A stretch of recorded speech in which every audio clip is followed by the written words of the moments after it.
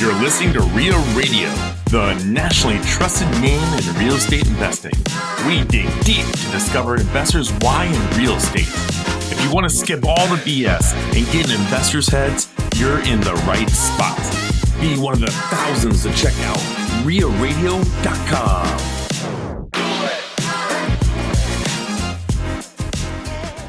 As much as I strive to be successful and I want obviously to make a lot of money and get to that point where it just feels peaceful to have money, that's not really my legacy. For me, I told you guys earlier about our podcast and the little things we're trying to teach or the things that we learn that we feel have impacted our lives. I want to spread that and keep sharing that and making sure that our kids are those good people. Welcome to Real Radio, episode 288 with Andrea Foley. For the third time, Andrea Foley. Andrea, I'm gonna kick things off here, and I'm gonna ask you, if you meet somebody for the first time and they ask you, "Oh, so what do you do?" I want to hear your best attempt in 30 to 60 seconds at describing what it is you do. I am an entrepreneur. That's what I do. But tell us more. Oh man. So I want to see if you miss any. Oh God. Yeah. Because it depends on the minute of where I'm focusing my energies. But let's see. I own a retail empire, now 2 stores, here in Omaha. And we have a kitchen business that kind of started out of COVID. We were let's start a business to have some extra cash flow, just as organizers, rollouts kind of thing. And then it evolved into cabinets and refacing and just everything. Because you do good work. Thank you. Because we're in real estate, right? So hotel conversions, I've done 2 now. 1 in Colorado and in Branson, Missouri. Let's see what else. Do a podcast with my husband. Mm-hmm. That's kind of just for fun. It's our, you guys do it for fun. It's a legacy thing for us to be hey, when our kids are 20, 30 years old, they can listen to these. When they care, right? Okay. Yeah, because they don't care at all right now. All right, let me interject real quick. Okay. What is the name of your store and the name of your podcast? Okay. You got to get better at the self-promotion here. We're giving you the opportunity. And your cabinet company. I said the same thing. She's not dropping any names of anything she owns. Yeah, I'm just picturing one of those generic cans that just says beer on it. Yeah, that's what all of that's your beer. Okay, so Pirates and Pixies Kids Resale. Okay. So 1 on 177th and Center and 1 in Bellevue near Target. So Undercover Kitchen is our kitchen business. So piratesandpixiesomaha.com, right? That's our website. Undercoverkitchenomaha.com. And then we have our podcast is called Golden Acorns. And kind of our goal with that being that legacy piece is that we're just trying to drop these little tiny pieces of information. We call them, golden acorns instead of golden nuggets you love, you right? Hate golden nuggets. I hate that word. It's trademarked. You can't use our stuff.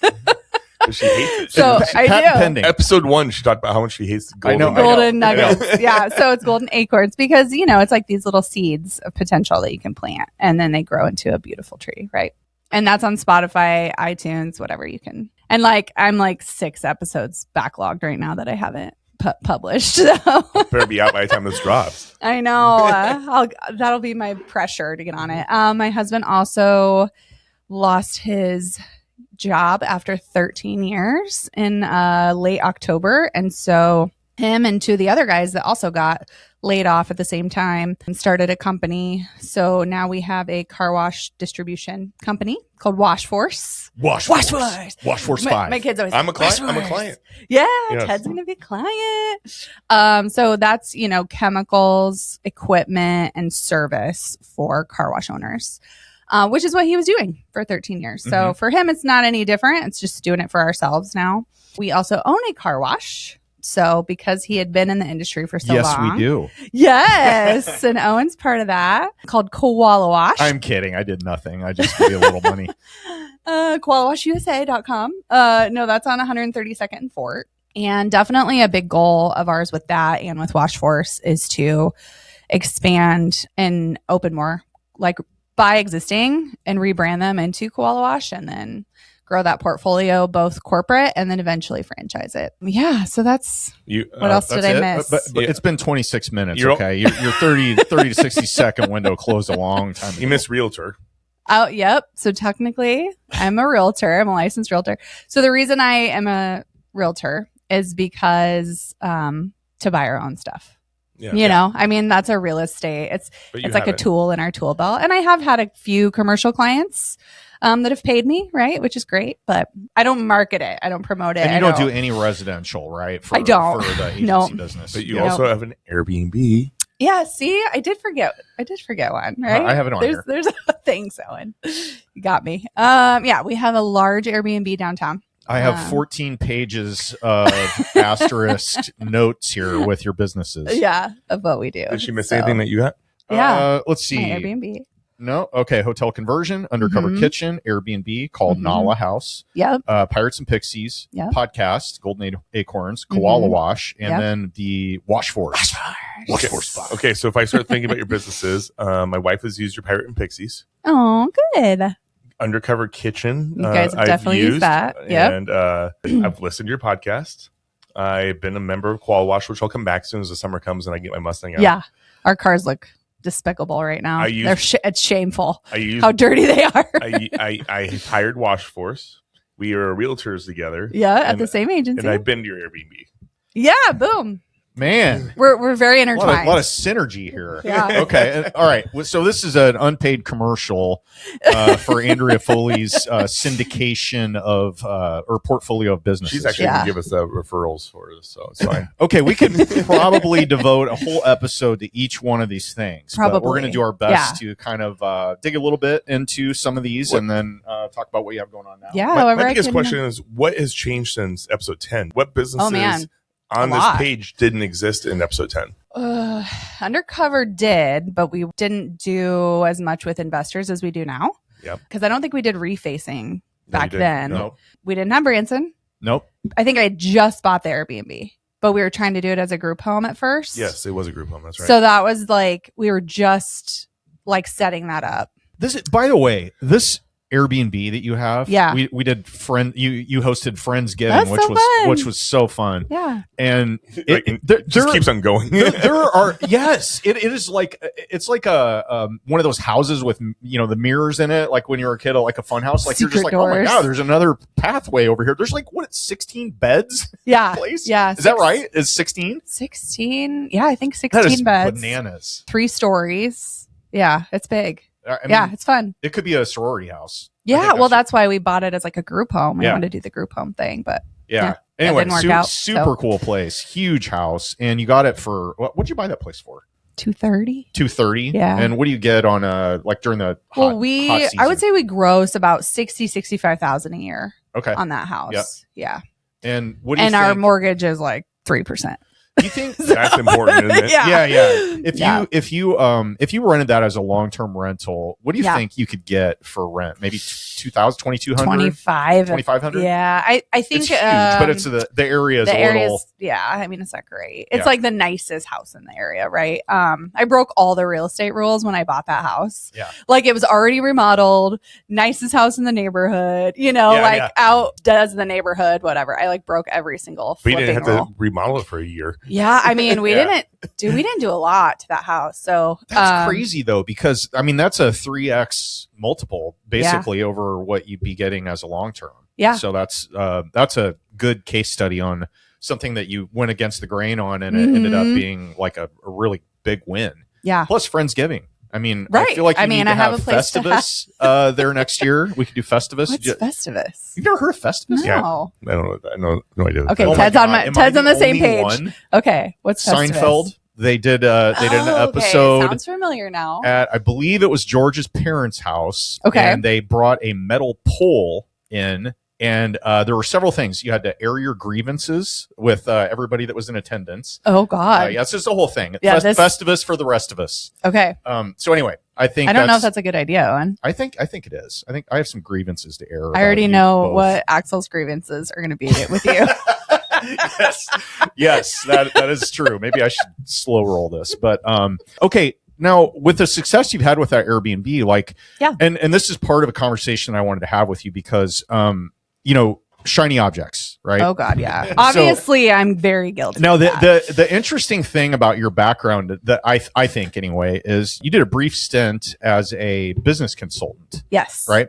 Yeah. So your job was to it was a turnaround consultant. Yep. So it was like go into these businesses that are struggling and look at their systems, their sales, operations, and finance, and see like where's the holes that we can plug, what's the low hanging fruit, and then how do we I forgot you did that. Like, optimize them. Sloane was a baby and she's almost 10. So about probably 9 years ago. Okay.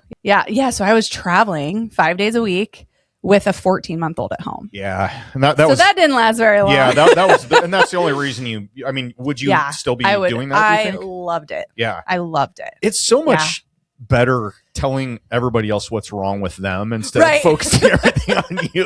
I think that would be fun. Yeah. You go in and be like, oh yeah, this is terrible. You need to change all I this. feel like you do that to me every week. I'm just an unpaid business consultant nobody wants to hire. You're an unpaid friend consultant. There we go. Yeah. He's like, part of this podcast is I get to be extra blunt and harsh to you. My apologies, Ted. Okay, so on that note, we have joked about this in the past, but you obviously have a portfolio of businesses a la, Cody Sanchez style, but you have built all of these as opposed to buying an existing business, like which is idiot. a whole other process. Yeah, and I wish I would have bought them instead of building them. Yeah, now, I'm kind of over that. Okay, let me ask as I'm building a new, wash force distribution company. Let's say, let's take your ownership. You're switching places with your 9 years ago self. And oh wow, yeah. Or wait, actually, how about this? Okay. 9 years ago, Andrea. Yeah. So you are 25 years old. Yeah. Yep. And you are going in to advise a person that has 1, 2, 3, 4, 5. I don't know. We'll call it 10. 10 businesses. That's about right. Mm-hmm. And you have the tax bill's got to be amazing. It sucks. So 10, let's call it 10 businesses, and you have this hot shot business consultant coming in to advise you, or better yet, you're the consultant. What would you say to somebody that's in this situation? What would you say to you? Yeah. What advice would you give yourself? I mean, it's kind of where I'm at right now, where it's like. And I've been looking at, obviously, like you guys know this, but I listen to so many books, right? Like on Audible, and I'm like a 1.5, 2x listener, so that I can get a book read in like 2 days, 3 days, right? And that's just like driving to the store, driving home. Like I don't do it outside of, like I'm always doing something else when I'm listening to books too. I'm never just listen. I don't lay in bed and read a book. Like no way. But I just was reading this one, and what really stuck out to me is he talked about cutting to grow. Mm-hmm. So like, how can you cut? What can you cut to improve? Right. And like, that's where I'm at right now. Mm-hmm. And we have a plan for Undercover. Well, we have a game plan with that. Like we're not doing the home show this year. So we are kind of backing down. The only promotion we do is with Ted through the RIA. I appreciate that. And like, honestly, like that's all we want. Like we're not trying to grow that business. We're not marketing it. Do you think it's sellable? Maybe. I mean, we don't even try. You could go that way. Too, right. Selling a business is like a whole job in itself. Yeah. So like I get why brokers charge so much as a business broker, even though they don't really have to have any skills or license to do it. But it's kind of like a wholesaler.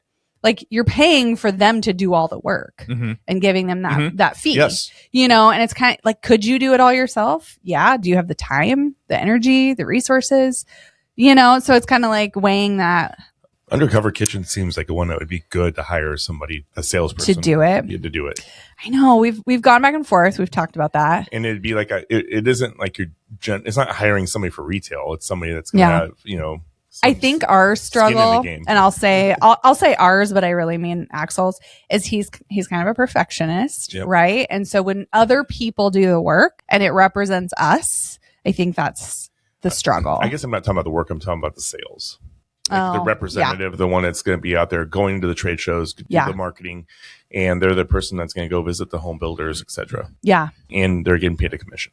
Yeah. I mean, It's one way we could go for sure. That's part of the reason you can give the deals you give is because you're not paying those commissions. But really, I mean, that's there for the staff. Yeah. In those other situations. Yeah. So we kind of have a game plan with that. And then, Pirates and Pixies, I wanted to. So there's this great book, and I still love the book. It's called 10X is Easier Than 2X. I'm in the middle of that right now. Are you? Yep. And I think it's like a podcast between every chapter. Yes. It's kind of cool though. I like that format. Yeah. So I think, and I've read it twice, and I loved the concept of like, okay, my one store like does well, but what if I had 5 or what if I had 10, right? And just multiplied what it does, like what could that provide for me? And so that was my game plan with Pirates and Pixies was like, let's 10X it, right? Let's take this one that I've had for 7 years that's successful and then grow it, like add locations. Well, right when I opened my second location, sales all across the board just like tanked. Yeah. What did you say they were down like 30%? 30%. Yeah. And we're still not really, I mean, we've kind of been up and down a little bit around that 20 to 30% down, like year over year, month over month. And like, I've been open for 8 years. It's not like this is something that like I'm doing. Yeah. I mean, it's not, my sales are very predictable. So to hit that kind of low of like 20 to 30% down every month, it's like, why would I grow this? What do you attribute that to? Is it the economy? Well, of course, at first you're always like, what am I doing wrong? Right. Like, what did I screw up? Like, who did I make mad? And like, who's out to get me? Yeah. Who's like throwing like fire on me in the moms groups or something, because that really happens. You think that's not a thing. That's a thing. You get bullied as an adult when you're a business owner, but just talking to so many people in so many different industries, because obviously like we have a lot of friends in different industries, real estate, retail, service businesses. And like, there's not many industries besides grocery right now that aren't down. Mm-hmm. Grocery is about the only one that we've talked to of everyone we know that's not struggling at the moment. So I wonder how alcohol sales are doing. Oh, is it like an inverse? I just heard a report on this the other day, and alcohol sales are at the lowest. You're kidding. The top 5 distributors in the world are at the highest. Wait, highest or lowest? Are at the highest amount of inventory they've ever had. And I believe that they said the number was $20 billion in inventory sitting in warehouses. Wow. Worldwide. I would have guessed the exact opposite. Like when people are like, I'm depressed, struggling. I have no money, They said that there's less people drinking right now than ever. Huh. And on top of the dry January's getting more and more popular. Mm-hmm. But in general, people are drinking less right now. And also, you got to think that they ramped up their production so high during COVID. They probably never backed it down. You're right. I didn't think about that. I was just listening to this yesterday. I was like, that's funny you brought that up. See, even that industry, and you think like alcohol can't. But think about when you go to like a hotel bar or so, and you're traveling, how expensive a drink is, like $9 for a drink, right? Yeah. So if people are struggling, old fashioned, some old fashions are $25-$30 at some places. Just like, are you kidding me? Yeah. So people are like, I'm not going to spend that, right? Yeah. So I think people are just finally in that like, let's stop spending so much money, because we've kind of all just been like spending since COVID, right? I think out of fear and out of whatever, and then free money and all this. And then it's like, now we're kind of buttoning down the hatches is what it kind of seems like. But I don't know. I mean, I'm not an economist, so I don't really know. But when I took my time out drinking, it was just amazing the amount of money I was saving. And I wasn't like, I'm not even a big drinker. Like I'm like a 1 or 2 drink type of guy when I go out. I think doing it when you go out is so expensive. But it's still like a $40 tab if you drink an old fashioned. Hey, Aiden, you got a hot mic over there. I do now. Quit playing Galaga.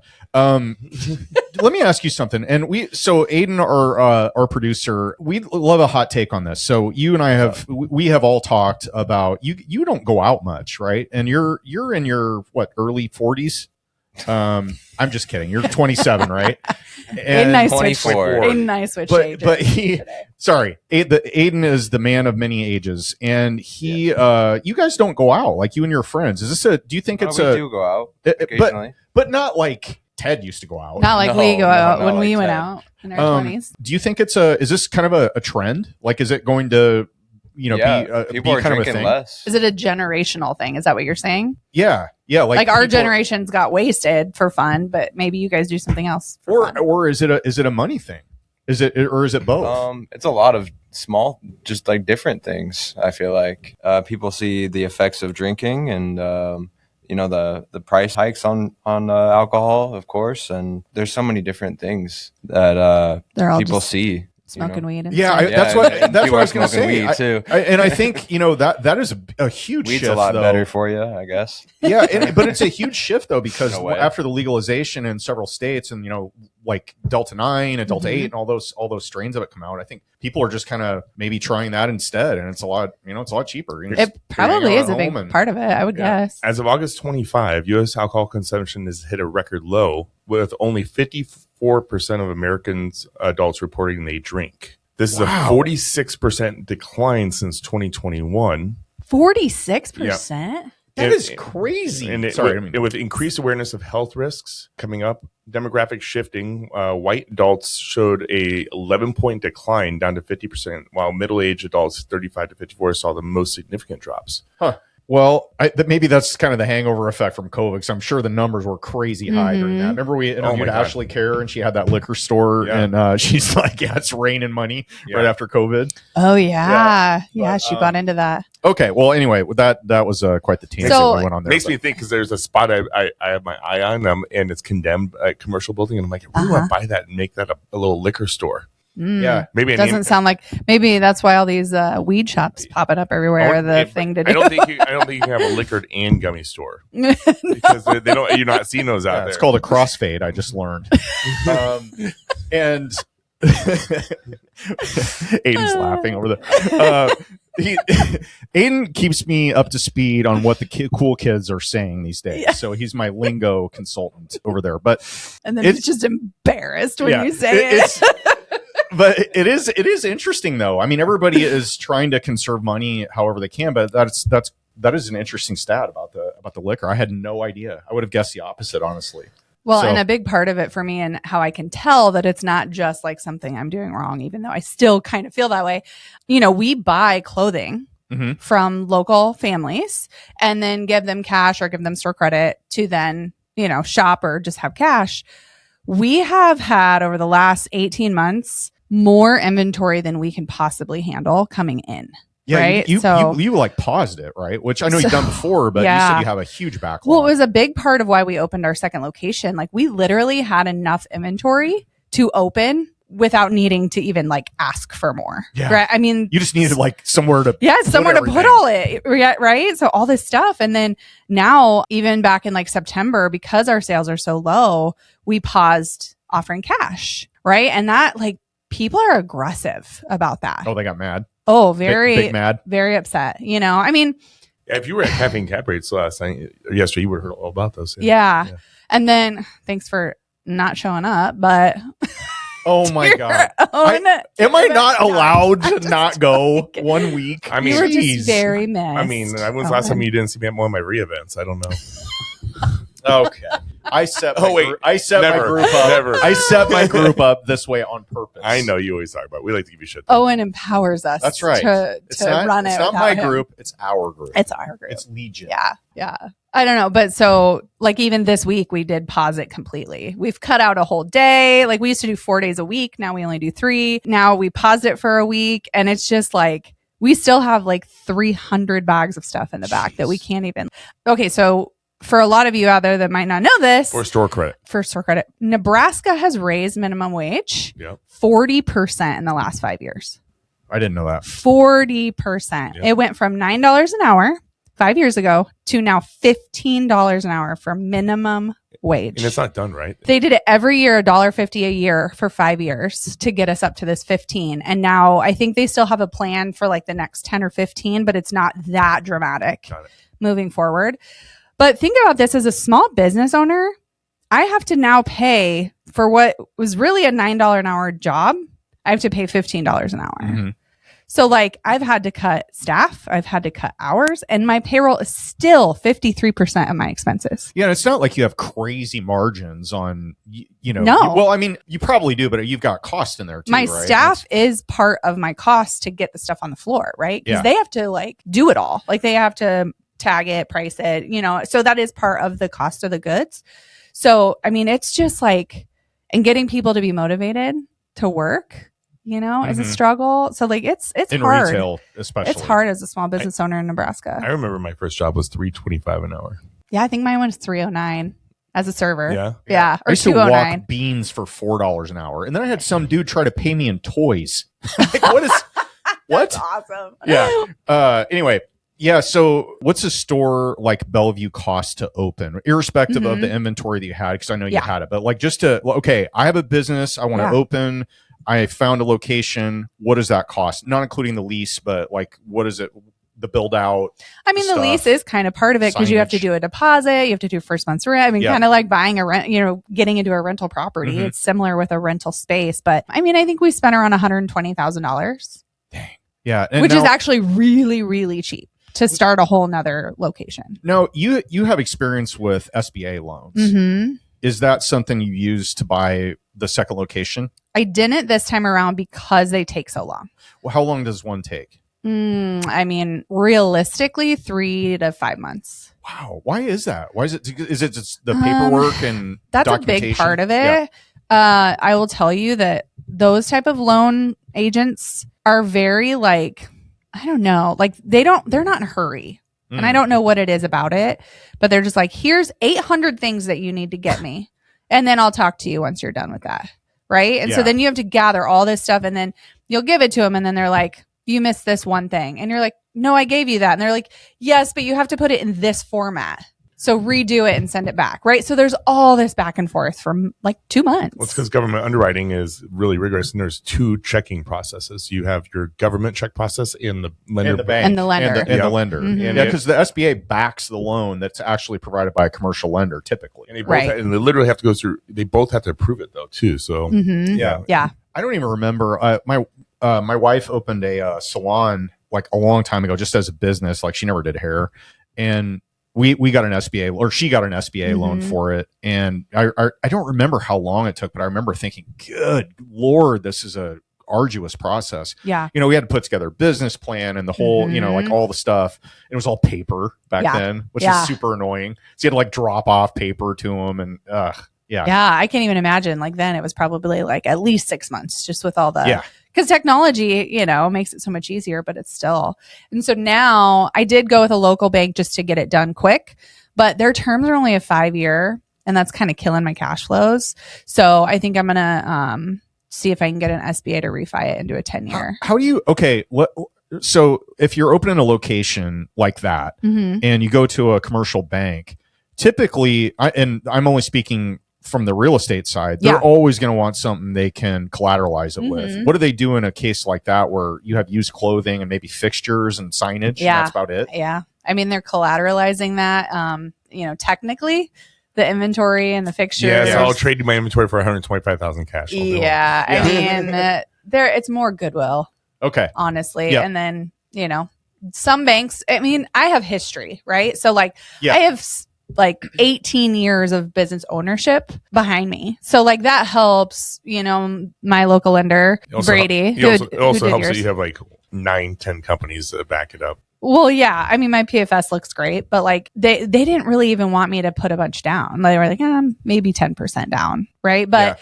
when I first got my very first loan. Yeah, that was going to be my next question. Yeah. My very first SBA loan, I had a negative PFS. Right. So like there was no like backing that. And they're like, we want you. Yeah. Okay. No. I'm being real. But here's the thing. They said, right?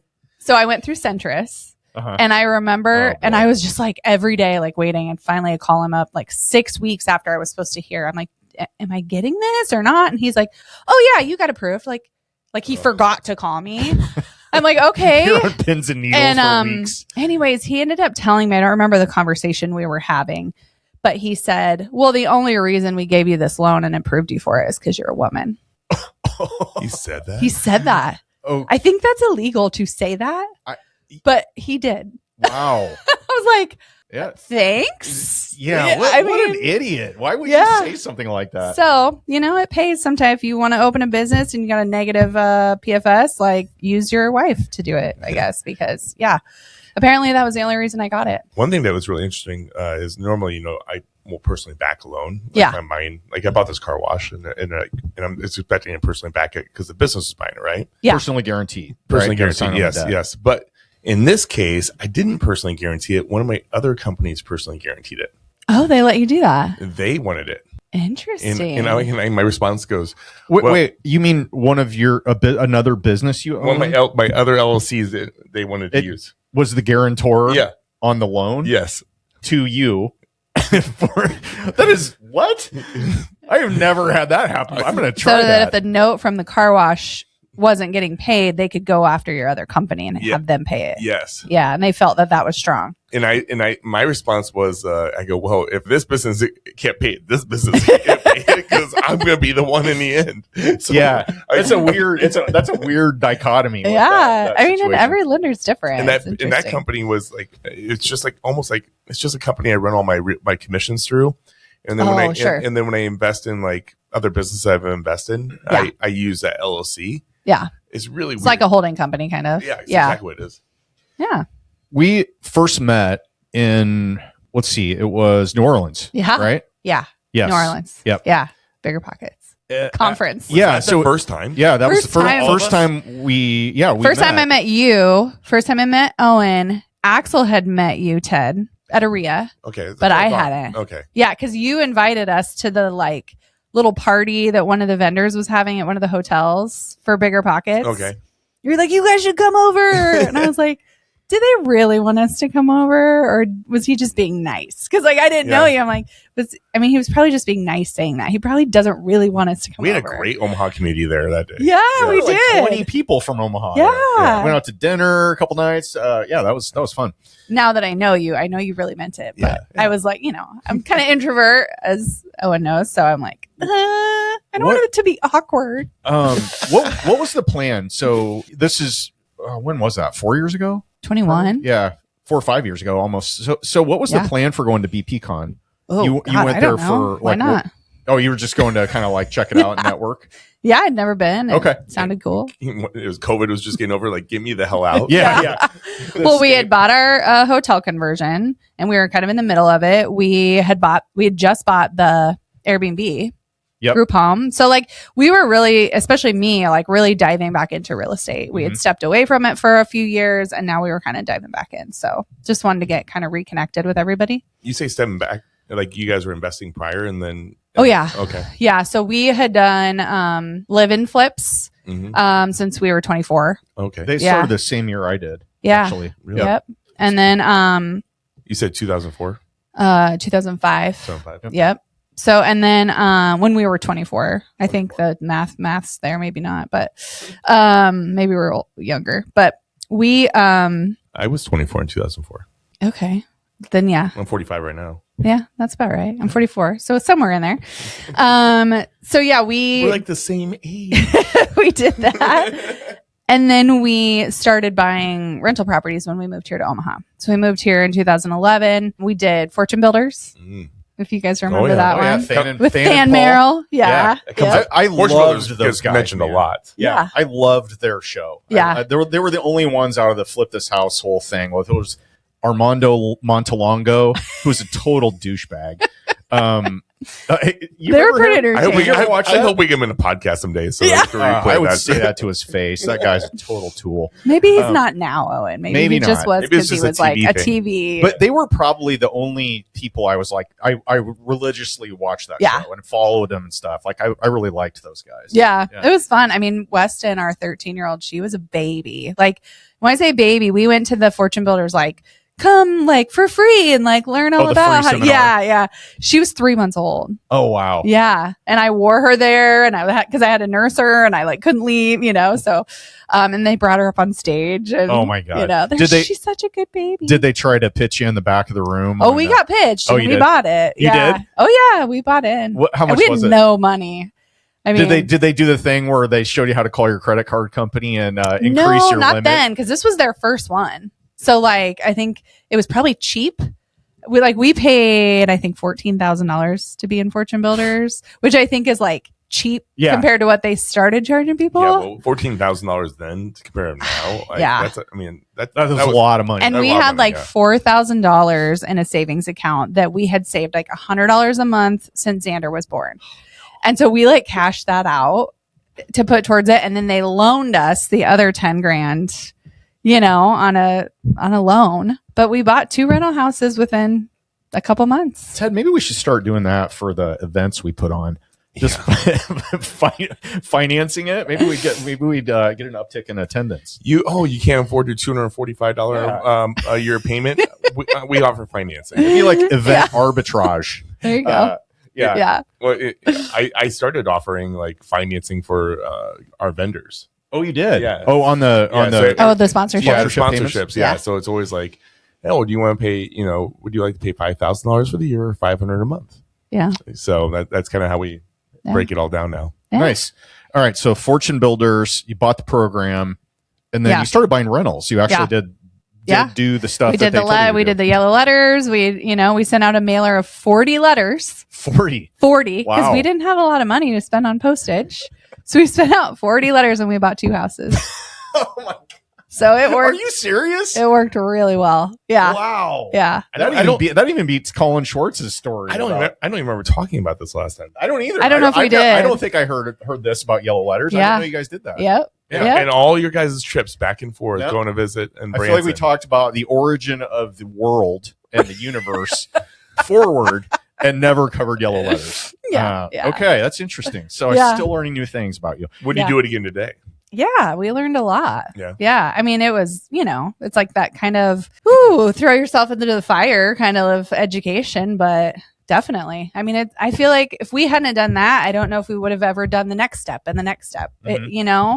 It like gets you over one little fear, one little hurdle, one little like, well, I could do it. It gives you that, well, we did this and we fought that fight, because we had horrible tenants and bed bugs and cockroaches and, all the things. And we're like, who in the world wants to do this? Right. So, Yeah. No, and this isn't like how many units did you have, but like how many units did you have before you decided to start getting we out of only it? had 3. We had in a couple areas that just weren't as desirable. And so like the tenants were a struggle. Right. Mm-hmm. And so we had just all those issues and we decided to sell them to other investors who were wanting some rentals. And I mean, we still made money on them, even when we sold them. So we were cash flowing like $400 a month on each of our properties. Mm-hmm. Pretty stout, I mean, now people are like, Especially I would back love then. that. Right. Yeah. But it's like then a furnace goes out and all that money doesn't matter. Turnover costs, bed bugs, Yeah. pest control. Right. And then that. we're like, wait a minute, this is not. So even though it sounds great on paper, it's like the reality of rentals, in my opinion, and this might be a, contradictory opinion, is they're always an appreciation play if it's just a rental. It has to be. Because even if you're trying to make $100 a month in cash flow, like the reality is you won't, because something will break. You'll have to fix it, So long story, but This is why I've been such a firm believer of doing the Airbnbs and having I wanted to have multiple options on this because exit strategies. For me, it's just it's different. I guess you've had 30 or 40 of them, and then it starts getting a little different. But like if you only got like 10 or less, it's a struggle. It is. And one thing can set you on a whole different path and just screw you. Where an Airbnb, like mine is a 4-bedroom, and I profit about $40,000 on that. And I know that yours is a lot bigger, so it's different. But you can look at that a lot differently. But also, there's a lot of times on the real estate rundowns where I'll talk to Owen, and I'm like, "Hey, how much money did you lose? How much money do you have to pay out? Not lose because you make money too, but how much money did you pay out this week? How many checks did you write? And sometimes that's a 6-figure amount that he comes up with, and I think people need to hear that to understand. You might be making shit ton of money, but you're also paying out a shit ton of money. Yeah. I can't remember if both of you guys were at the coffee meetup where I was talking about, I did kind of an analysis of a property that I just sold and it was a total return analysis. So I did years of cash flow and then added it to the appreciation. I was there. I just showed up late. Yeah. Yeah. And Typical Ted. I was on time this time. but that was a really that was eye-opening because, one of the property that I'm talking about was in Council Bluffs, Iowa. So it's about 70,000 population for those of you that aren't familiar. Everybody from Omaha makes fun of Council Bluffs and calls it Council Tucky. I love CB. My kids go to school there. Long live CB. But My husband's from there, so I did basically a total return analysis that was looking at cash flow versus appreciation, and it's not even close. It's not even close. And I was making pretty good money on that. Probably $300 a month, and I had probably a little bit, maybe more, maybe less, whatever. But I had it managed, so it was kind of out of sight, out of mind. Then it became vacant. And I was just like, this just doesn't really fit anymore. Plus I need the cash. And so I decided to sell it. And I looked at it and I was like, oh my gosh, this is a huge return. Right. On just a little 2-bed, 1-bath house that I bought for $55,000. Yeah. And I was like, I had a 6-figure check out of it. And this was probably 8-9 years of ownership. I can't remember how long I owned it. But anyway, if you only bought one of those a year and you just kept doing that. Yeah. I mean, but you have to be able to be in a place in your life that you 100%. Can do that. Yeah. And I remember we took Financial Peace University from Dave Ramsey, and when we were just dead broke, and Dave was saying, we had our rentals at this time, and Dave was like, if you can't even if you don't even have $1,000 in savings, you shouldn't be buying rental properties. And of course we had him at the time. We were like, when does he know? But we didn't have $1,000 in savings, right? So it's like, if one thing happened to that house, we're screwed, right? And we started talking about that. And that was actually kind of the catalyst of us being like, let's just sell these and then we'll come back to it. Like, let's do something else. And we did, and we made a little bit of money. But it's also the beautiful part. It's like the single families you can just get rid of. Yeah. Yes. That is true. Duplex and up, it's a whole different game to sell them. Like and then if you have multi, if you're my little 5-unit took a year to sell. Yeah. Okay. I like this kind of track we're taking on this conversation because you got into rentals in kind of a weird time. I mean, 2005, it was like right before the GFC. And did you sell before 2007, 2008? No. So we had we didn't buy our rentals till we came here in 2011. So we bought them in 2014. Came here from Des Moines. Yeah. So we were just like doing the whole live and flip thing there and then here. And then we bought our rentals here in 2014 is when we finally closed on them. And then we sold them in 17. Yeah. I have this conversation a lot with newer investors, and I'm sure you guys do too, but everybody wants to buy rentals. And they're like, oh, I just want to start getting into rentals. And they want to do that right off the bat. Yeah. Do you think that's a bad idea? I do. Yeah. Knowing what I know now. I would agree with that. What do you think about that, Ted? Yeah, I agree. I think you got to stack some cash and invest it into rental properties and look at it over a long time horizon. I will preface it with this. Yes, I think it's a bad idea to just do the, let's say, traditional, I'm going to find a house and buy it and put a renter in, right? Which is kind of what we did. Even if on paper it's cash flowing $300-400 a month. I like the idea of if I knew what I know now, I probably would have wholesaled 2 or 3 homes to stack up some cash to then get a great deal on a rental, burr it, and have the lowest leverage I probably a 75% or less leverage against that. So it was cash flowing a little bit, but have that reserve to be if that furnace goes out, if that roof, if the sewer line collapses, if, these are massive expenses that you don't have reserves for, you're in trouble. Yeah. I don't know. I just think people got really spoiled too during the last several years before, 22, 23, where you could just burr everything and get really high LTVs. And that's what everybody was doing. They were trying to extract as much cash as possible at refi. And now the day of reckoning has kind of come with those. And you can't say, okay, I make $100 a door on that. You really don't. I mean, you really don't. At the end of the year, when you add it all up, I just look at rentals as a net zero proposition on the cash flow. That's how I personally or even look negative. At it. Yes. Yeah. And then you hang on to them. And that's the whole game. You hang on to them through a market cycle or 2. And 10 years go by. And trade them up for a bigger, for the red property. That's exactly right. Yeah. Monopoly was built for a reason. Exactly. Yeah, it is. I mean, that's what you do. But I just think there's a disconnect on people haven't really fully adjusted to that, and leveraging the crap out of everything. It cuts both ways, man, especially when rates did what they did. Yeah. Whew. But I tell you what, almost every tenant I've had, and I haven't had too many long-term tenants, I've had to put significant money back into them too. Oh, for the turn? Yep. And then lost everything. Yeah. and Yeah. then it's a complete pain in the butt. And then that's part of the reason why in all the city regulations and the rental inspections. Mm-hmm. That's why I love the Airbnb platform that was out there. Well, and it's one of those things Midterm, too. short term, Well, Yeah. Okay, think about it this way too. So I don't know if you've ever done this, Andrea, but I had at one point the HUD, so the Housing and Urban Development guidelines for useful life on different components of basically. I mean, I'm a geek, but that's a little next level. Yeah, I know. I was bored, and so I went through this thing and I looked at basically the useful life of carpet and fixtures and doors and like all that stuff. Yeah.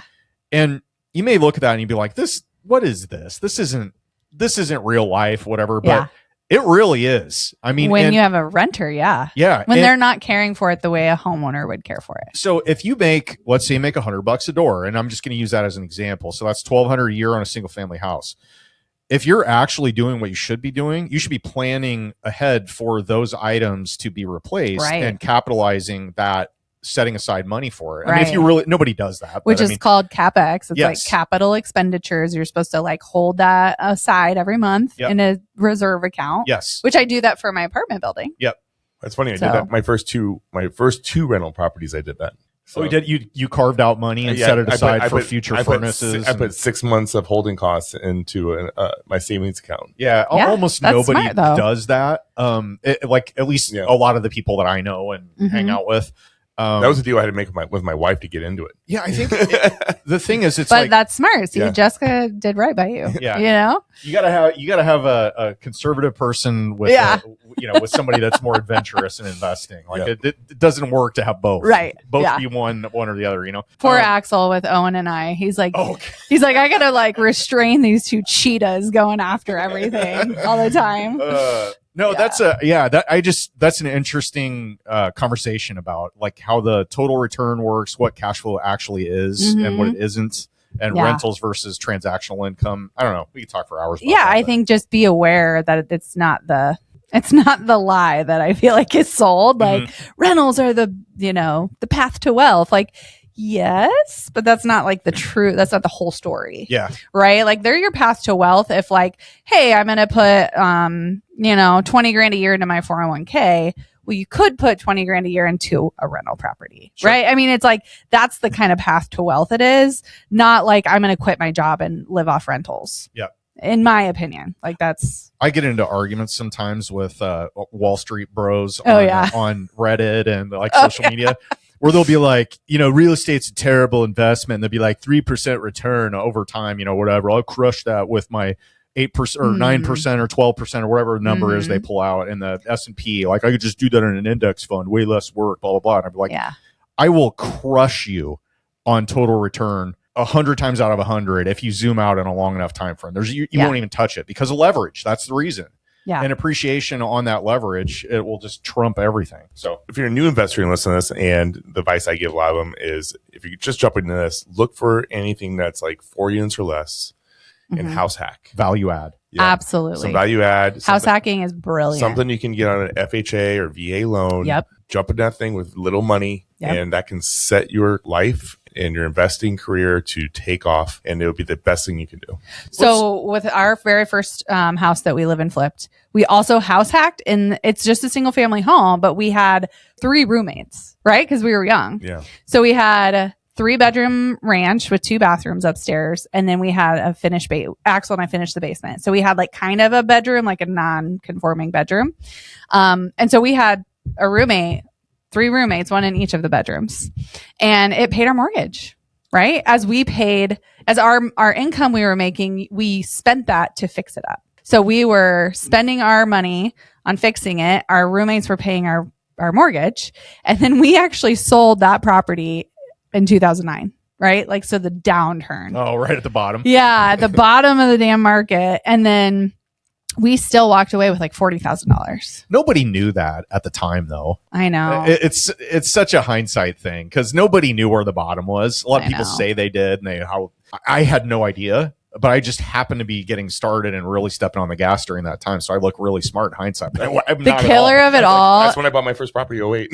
Was it? Yeah. The killer of it all was With Obama funds. 2 years later, the couple that had bought our house like broke up and they sold the house and they made like 40 grand on it. Oh, you're like, I was like, oh my God, that's just a knife in my heart. Like all the blood, sweat, and tears we put into that. And, like I for kind of them- quit paying attention to stuff, like, because I've had the know. same thing where I was just like, I don't even want to know. Yeah. I Yeah. don't care. It's gone. If you think about all the people we've had on the podcast, there's a ton of them that if you start really thinking about it, that start off with doing some sort of house hack. Yeah. Like Ben Cat, Tucker Pinion, and there's so many more. And Yeah. that start off I mean, like really, that's how we started. technically Technically. roommates to get going. Yeah. Mhm. Rolling back the clock, that is exactly how I would start. I mean, the granddaddy of all house hacks is an FHA loan on a fourplex, right? Yeah, You can rent that out would 3 be units peak. and Yeah. and then move out and then rent out the That's fourth what we unit want after our a year. kids to do. Like Yeah. I've told my kids that. I'm like, when you're ready to move out, like we're going to find you a house and it's going to be a multi-unit. I have a young couple that actually hit me up because they listen to this podcast, Oh, cool. and yeah. they have a VA loan and they're looking for something. I'm like, I have an off-market 4-unit right now in Little Italy, Be so smart. and it's already completely remodeled on the inside. The outside needs work though. Uh-huh. The inside's beautiful, and I'm like, just buy this, live in one of the 1-bed units. The rent was like the 3 beds renting for like $1,650, the 2 beds Wow. renting for $1,550, and then the 2 1-beds are never been lived in yet. And I was like, That's it's a not great I should buy pretty. this. Just jump on this, yeah. Yeah. And I think my client wants like 490 on it or something like that. Yeah. I think a VA loan. I go 1% down, Yeah. done. Like this makes sense. Yeah. Yeah. Well, Andrea, as a person that just got into the car wash industry, how is that going for you? And can you explain a little bit what Koala Wash is, what made you guys get into it, et cetera? Yeah. Well, what made us get into it is just, Axel's been selling car washes to other people for 13 years. Yeah. And so, 2 years ago, so he was, a little over 11 years in, I was like, all right, babe, it's time. Like, it's time for you to do your own, because all of these businesses we've talked about are not his idea, right? Let's just put it that way. So, Well, sounds like this wasn't his idea now either. no. She's like Inception. She just whispers in his ear at Yeah. night. Start a car wash. And so he had actually, this lot that we ended up building on, 2 different people had come to him and were like, underwrite this for me. I think I want to build a car wash here. And so he had underwritten this lot and done the pro forma for it for 2 different people. And he's like, man, this is a really good spot, And, but both of those people it never came to fruition. They never bought the lot. They were like, oh, we want to go with an SBA loan, but we have no experience, so they won't finance us. Oh, we were talking about SBA. Back to just real quick on that.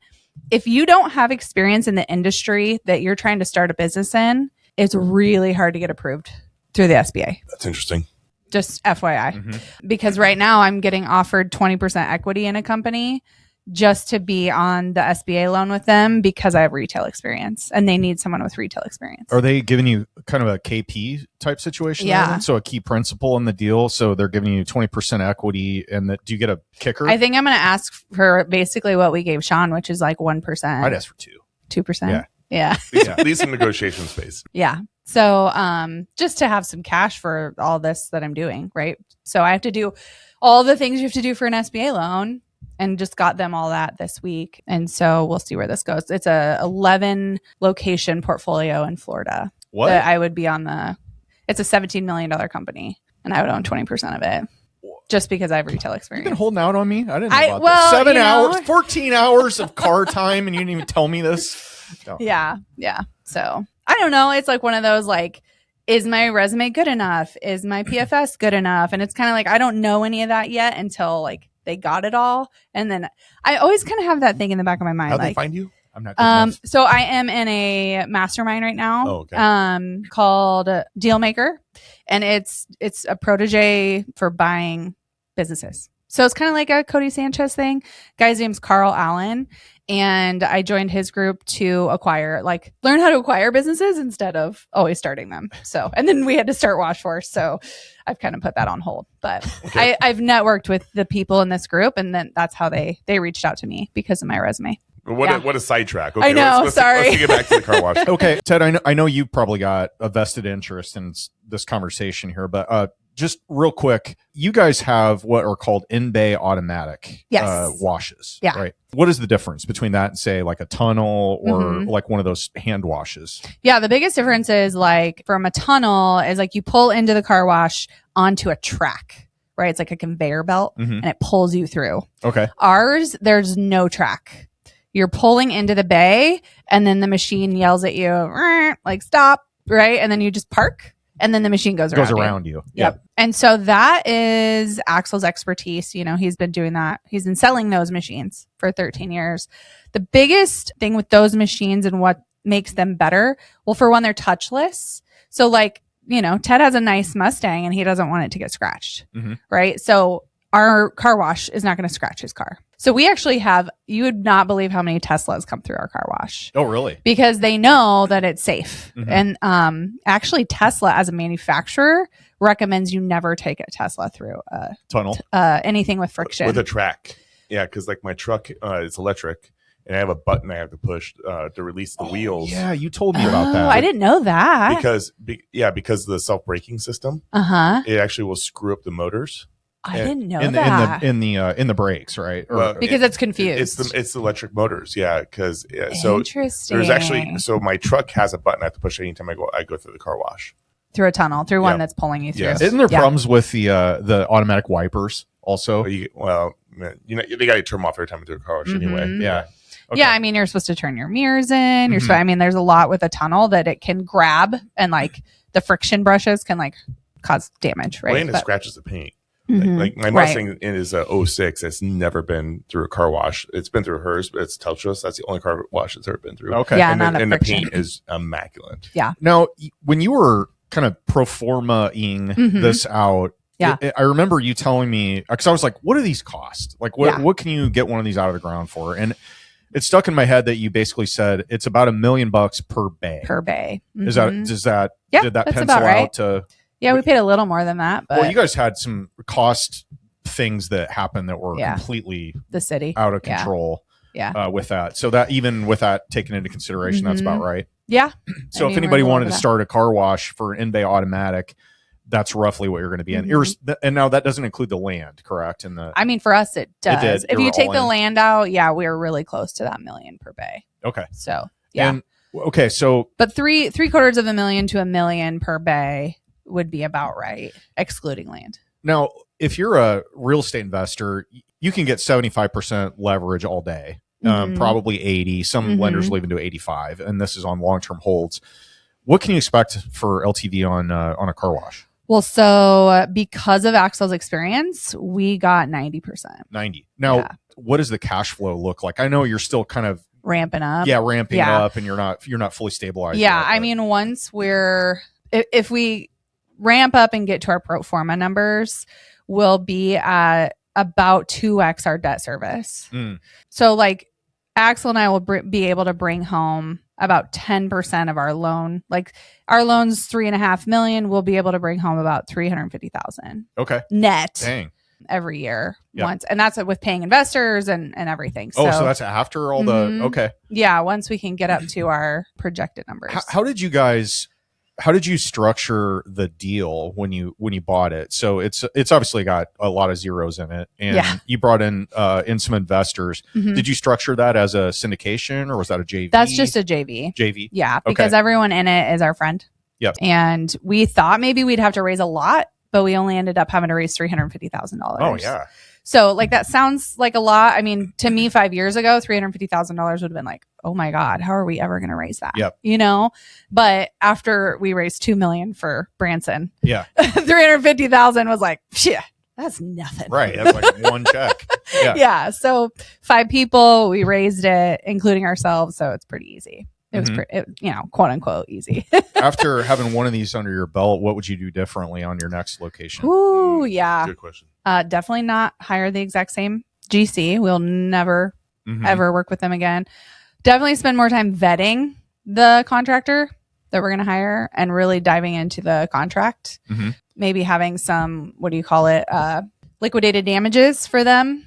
Yes. Going over timeline, delays, things like that. Making sure that GC has extreme experience with the city that you're building in. So like they're a $500 million general contractor. So you'd think And they've cranked out car washes. they crank out gas stations. And the reason we hired them is because the guy who was supposed to be our project manager is one of our clients for WashForce. He owns a car wash in Iowa and he built it. So we're like, he knows us. He knows our project. He owns this. Sure. So he'll know how to do it, right? Well, the lending process took so long that he actually got hired on by a different company in the meantime and like left that company. And we had already signed the contracts and everything. So we lost him as our project supervisor and we got the negative D team in to run our project. It was horrible. It was horrible. So you did do the right. I mean, you did have the right person, but we thought, there were circumstances you couldn't control. Yeah. Yeah. Now you had what I alluded to earlier. You had some cost overruns with the city delays, and then the city had some ridiculous requirements that you had to deal with. Yeah. How much did that add to the unexpected budget? So just to kind of give you some insight onto like numbers and like percentages here. So our original construction cost, like not land, but like all construction, all in for the building and everything, not the equipment, was 1.9 million. The city cost us an extra 600,000. That's a huge percentage of that budget to add to your total cost. The city cost you an extra 600,000. Yeah. Can you explain that? Yes. So when we started the project, there was no rule in place, or there was a rule. But okay, here's the thing about cities. They can just change their mind and decide to throw out a new thing that they believe in, and you have to do it. So what they decided was that there's a thing called stacking with like drive-throughs, where there needs to be so many cars that can fit behind your drive-through. It's for traffic. Right? So it's called stacking. Well, we have 3 bays. The city decided that we needed to have 300 feet of stacking per bay. 900 feet of stacking. Yeah. Like that's unheard of. Like that's not a thing. 300 feet is absurd, even for one. So what we ended up having to do, and if you see our lot, like it's huge right behind our car wash. So luckily we could put the wash far enough forward to have like a lot of that stacking covered. But then we had to get an easement from the gas station next to us, the company that was building behind us, to allow us to let our cars stack behind the gas station and in between the other company and go out to the road. So we had to like pave that entire easement. It's a huge section of road. It's gigantic. So that cost.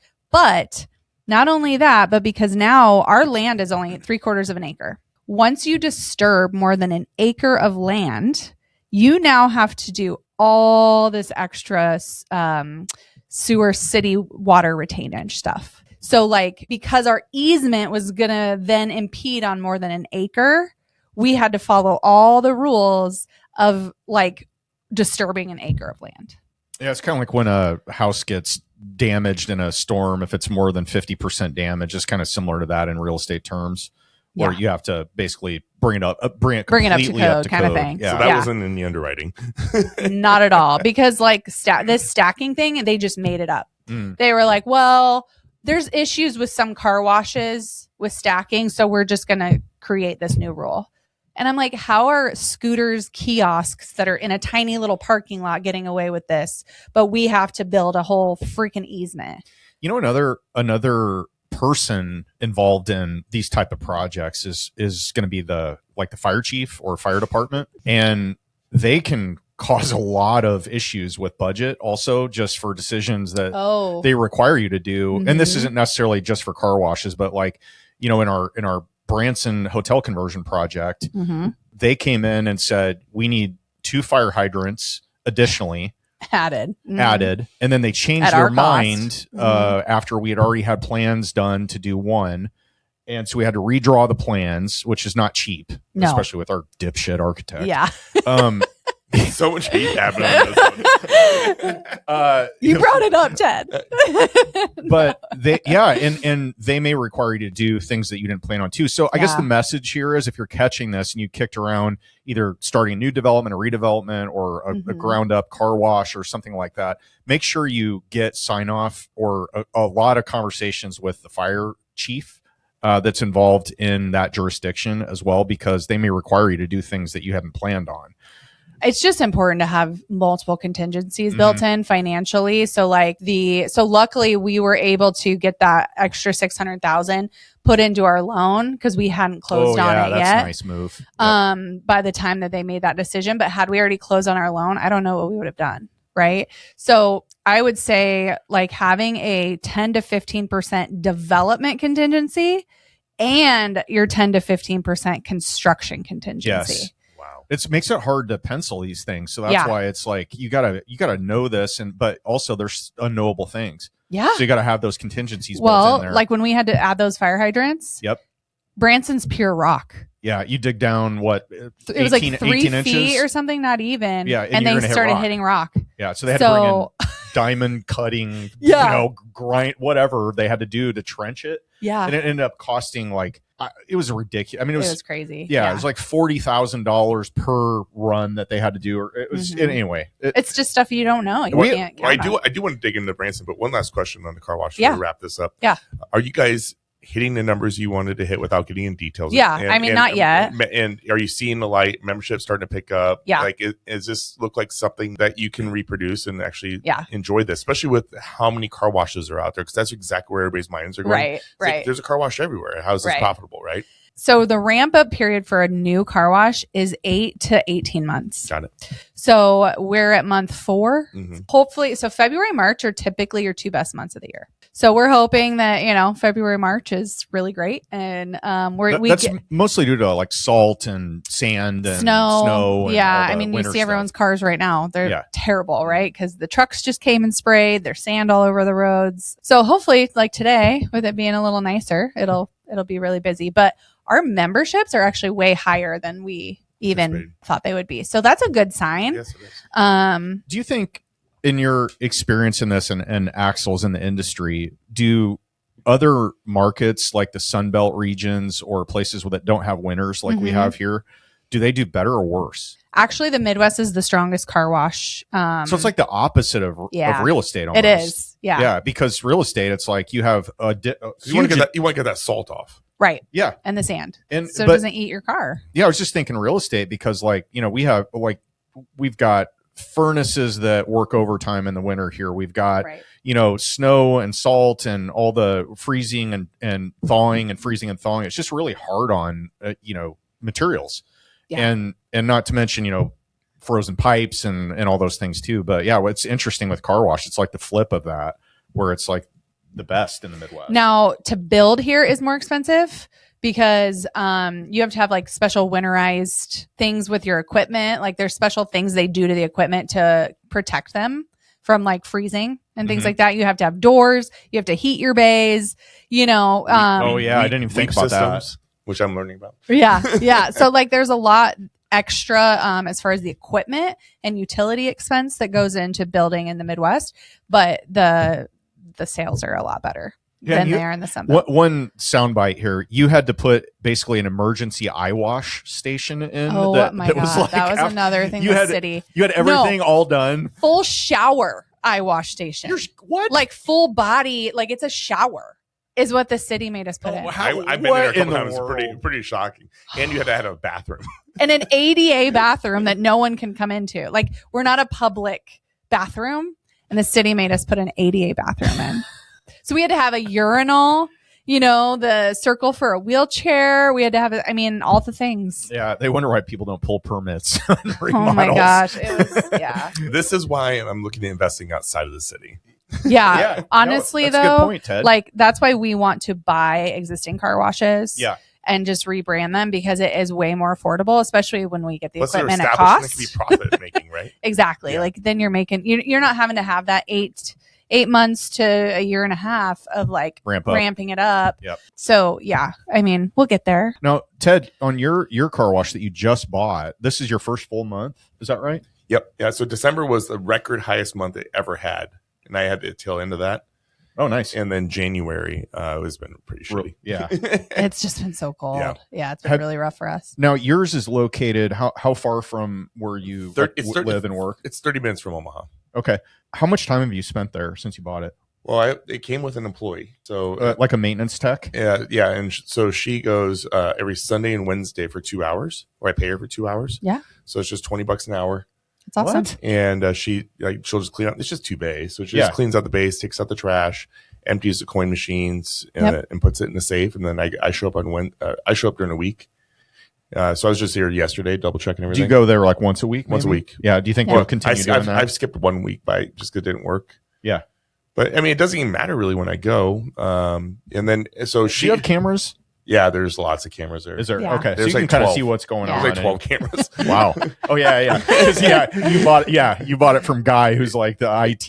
Yeah. The tech guy. Yeah. And anyway, long story short, I mean, it's simple, and so far it seems like something I would want to continue doing. Yeah. And So Ted has a self-serve where you like pull in and then you use the wand and you clean your car like manually. I remember in high school, like going to those and like running around my car because I was so like, I hate this and I hate the cold and I don't want to be out here. So like, I loved when my town put an automatic car wash in, you know, like what we just built. I was like, oh, thank God I don't have to get out of my car. And I was so happy. There's enough city-owned land on the side of it that I could do a single drive-through if I wanted to. Really? Yeah. I think you Maybe need to in the future. You need to start. Has anything weird happened yet? No, it's just January's too cold. I mean, the weird stuff will happen in like April, May. I want some content out of this. Yeah. You got to get video. It's very footage. hidden as far as like in the town. Like Andy McCormick, he's got some car washes. He's posting like, but his is always gonna be different than mine. Right? Yeah, I'm small town. I literally have small houses. town, I have houses next door. Yeah. It'll be a little more. Kept a little more. Yes, and McCormick's are like right in the middle of the city, and interesting. But no, I've already got my eye on. I'll talk about them off, but I've already got 2 opportunities that have crossed my plate. Yeah, people bring it to me, and opportunities like there's one that's like 5 bays and it has a detail shop in one of the bays. Oh, interesting. Yeah, and they want $265 for it, and it's a newer build. And then, but that one it's like an hour and a half outside town. But it's very modern and very nice, and it has everyone's got doors too. Oh, nice. Yeah. And then there's another one that I'm looking at, and it's actually got always talk to us about them too. Yeah, got turned into a detail shop, and they are using Foley detail, but all the equipment and everything's there. The coin machines are still in the walls, everything. They just put doors in. Okay. And I'm like, yeah, we're about $40,000 off, but it makes sense. Yeah. Yeah. It's fun. Ted, I'm going to ask you because I know you're probably a pro at this by now, but is it easy for you to underwrite a potential car wash deal? Like if you have these 2 that came across your desk, do you even know what you're looking at yet? I underwrote it just like I would a house. Yep. I'll be honest with you. I just put in I like, here's the rent. I might put money in the rent column and utility expense. Yeah. All those. Yeah. And I think the challenge with going from like real estate to business underwriting of any kind is just understanding the expenses. Yeah.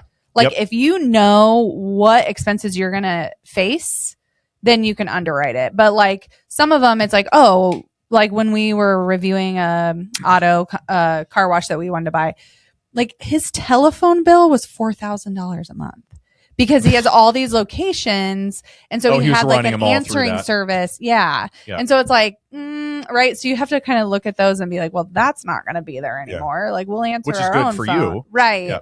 So it's just important. Like that's why if you can get the numbers from them and see all their expenses, and then especially if you already have experience and you know what expenses you're actually going to have. I mean, that's all you need. The biggest surprise for me has been insurance, because when I underwrote it, it was currently insured for $1,800 a month or $1,800 a year. Mm-hmm. And when I insured it, the number ended up coming back at $6,000 a year. Yeah. Is it something to where is it similar to if you're that's buying just commercial real estate too? Yeah. If you're buying like let's say you're buying a house, is it something to where they cover fire, wind, all that stuff, or is it a different type of insurance that also incorporates a business aspect? So like somebody has damages, It covers all that plus losses. General liability. Yeah. general liability Mhm. insurance. Yeah. 1,800 was cheap. Yeah. So was Was that a big surprise to you? that was a big surprise. Yeah. And it's So not that's a gotcha. yeah, right. yeah, because it was profiting before I took over about 40K. Oh, sure. And now I'm coming into it. My payments are a little bit You're gonna higher. My lose insurance is a $4,000. little Yeah. bit higher, and so I had to look at that. So now my numbers are closer to 30 profit on it. Mm-hmm. That's a good That's tip, still though. good, though. Yeah. But this kind of goes back to we've had conversations about this where if you had a commercial deal and you were trying to underwrite it and you were given the same numbers I was, and we went to two different rooms, we'd probably come up with completely different values based on what we saw in the underwriting and what we thought we could handle, delete, at whatever. That's a beautiful thing, by the way, though. Yeah, but that's Our what creative minds looking at things differently. I think it's that's what's so daunting for a lot of people going from residential to commercial world is they understand houses, maybe even small multifamily, but when you get into larger stuff, they don't understand how to value it correctly because of all those moving parts. And the fact that you can run a $4,000 cell phone or a phone bill through that, your cost isn't going to be my cost necessarily. Right. And his cost on the insurance is not going to be your cost. And that's the hardest part about it is the uncertainty around being right on your numbers, and insurance is probably the biggest wild card. Which you can always get quotes prior to closing. Yeah. Right. I'm going to start shopping it. Yeah. I have somebody. And so a car wash guy. So I'm going to talk about, I love that connection. Yeah. And I guess to kind of button this up is I'm looking at the biggest thing is I'm looking at this and I know that there's some changes I can make today. And I truly think if I did my changes, I could double the income. But I also want to see what it can generate and put some money in the account before I just go dumping a ton of money in this. Smart. There's no signage on this building. There's That's a car wash wild. sign that's this big. And I'm not joking. It's this big and it's on the highway. He's got his hands held up at like 2 foot. Yeah, it's 2 foot by 2 foot. And and the whole side of the building is billboard ready where the whole highway could see it driving by. I think you need to put up your double finger guns, Ted Kash with a 3-piece suit on. So I think you need to put that picture up on there. The plans right now are a big signage on the side of the building, paint it, make it look pretty. Yep. I'm going to do a truck bay and a car bay because it's a hick town, right? Yeah. And so and I talked to your husband. He's like, you thought my ideas were great. Yeah. So he's seen it all. So and so it'll be a truck bay labeled as a truck bay. And that way we get more mud in that bay. The other bay, we're going to put a blower in. We're going to put like a triple foam in there and to attract the cars, do some better lighting. And then it came with a storage unit, which was actually set up to be a third bay. Know that. Oh, okay. And so and I'm not going to spend $20,000 to put another system in there for that. Yeah. So what we're going to do is I'm going to put a wall up, have storage in the back. And then inside that bay, I want to sell like propane, ice machine, some vending, and then a few things where there's a door to walk into there and offer some other services because it's right in front of the state park. Oh, that's right. So Yeah. I want to offer some services where On the people way. can come in and grab those and then raise the money. A lot of that people way. probably drive through there with boats too. There's no way to do it. Nothing. No, because it backs up to the highway. That's right. Yeah, there's no You way can't to do pull it. through it. Notice I bought the land on the side. Yeah. So, but Cool. Yeah. That's exciting. We'll see where it goes. Yeah. I know we're long, but I think we have to talk a little bit about Branson. You guys mentioned it a few times. Yeah. You've been working on this project for 3 years. I guess the question is, hindsight, are you guys glad you did it? We'll Depends see. on the day. Yeah, I mean, we still don't know yet, right? It's still a work in progress. So we talked a little bit about you guys when before, like your partnership was probably just starting to come to fruition. You started looking at properties, right? This opportunity came. You guys had a lot of partners in this, and a lot of money in this. You guys struggled with financing. How many lenders you talked to? 103 or 108. Which is insane. 103. Yeah. So you were able, I still have PTSD. you bootstrapped. You guys got this done. You guys travel a lot. You're not investing. You're investing in Missouri. You're talking about like a 7-hour drive to get there. With Andrea's P breaks, it's definitely 7 hours. But You get there but the at 6. opportunities here are like massive. Like this, this could really change. This is could be a life changing property for y'all.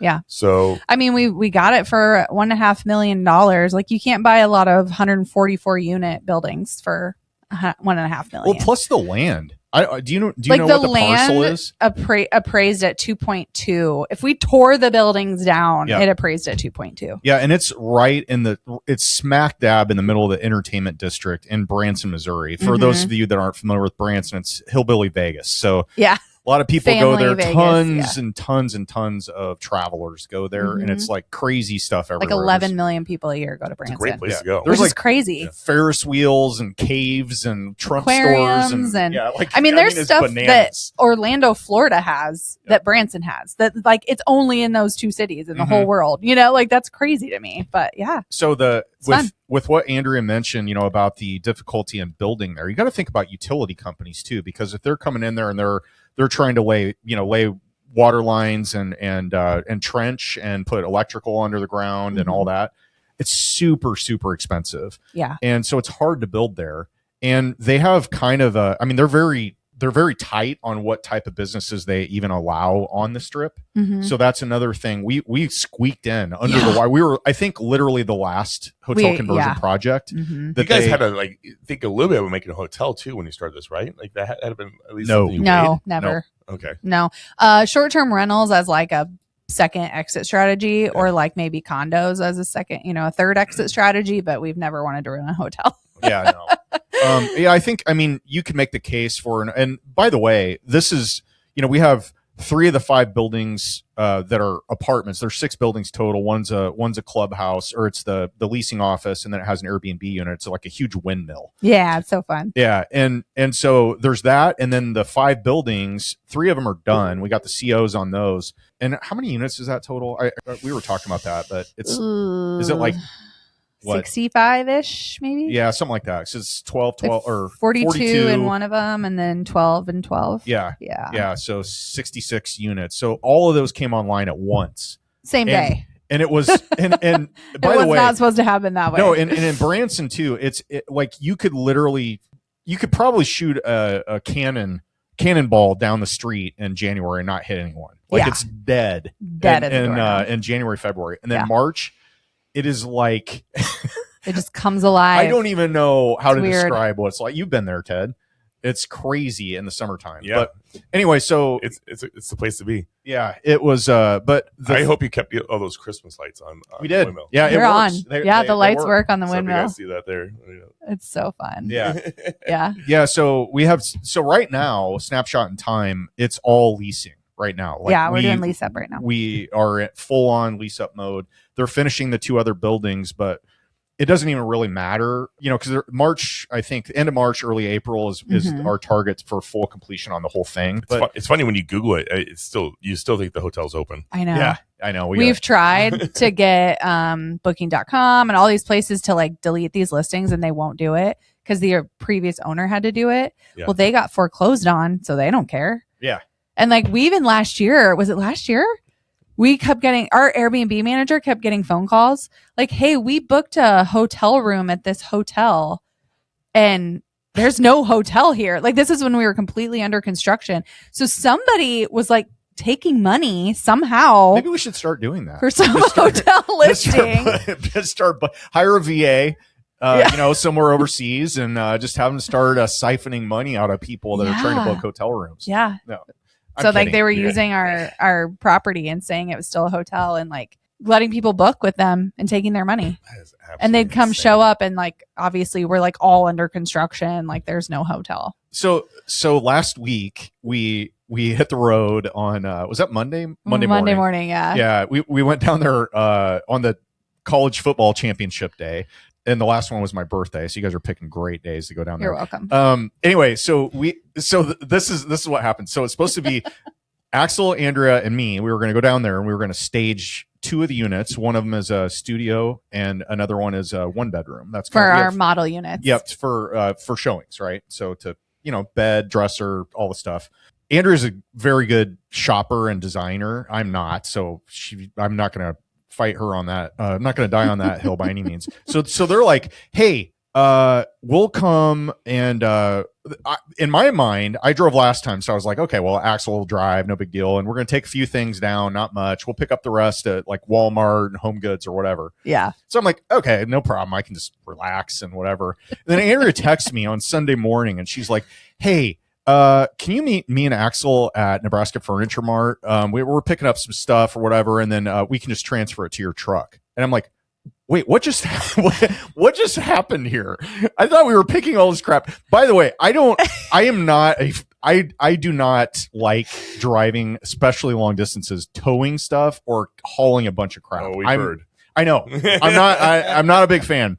But Andrew, anyway, so I started going to Nebraska Furniture Mart. I roll up there and I see it is a tower. It is a tower of furniture sticking out of the back of Axel's truck, ratchet strapped all down. It looks like Jenga. It looks like a Jenga structure. I didn't want to buy stuff we had to build, so I bought stuff already built. And that's why. It's negative for 2 apartments. It's negative 15 degrees wind chill. And I roll into the mart and I'm tired and whatever. And I'm like, are you want to transfer all of this into my truck, which also is because a short Axel box. Couldn't go. Yeah. So we were like, and then Axel couldn't go. And I'm like, what is happening? This whole plan is falling apart.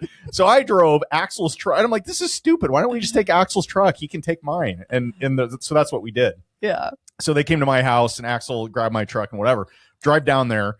And a little bit of a gas difference, I bet. Yes. Yeah, because I have EcoBoost in my truck, and it gets like about 19 maybe 20 miles to the gallon on long trips, and Axel's like 9. Plus, we're hauling. Yeah, all we're this hauling furniture. a bunch of crap. So it was quite the adventure when we got down there. But we got it all done and set up and everything. It looks really good.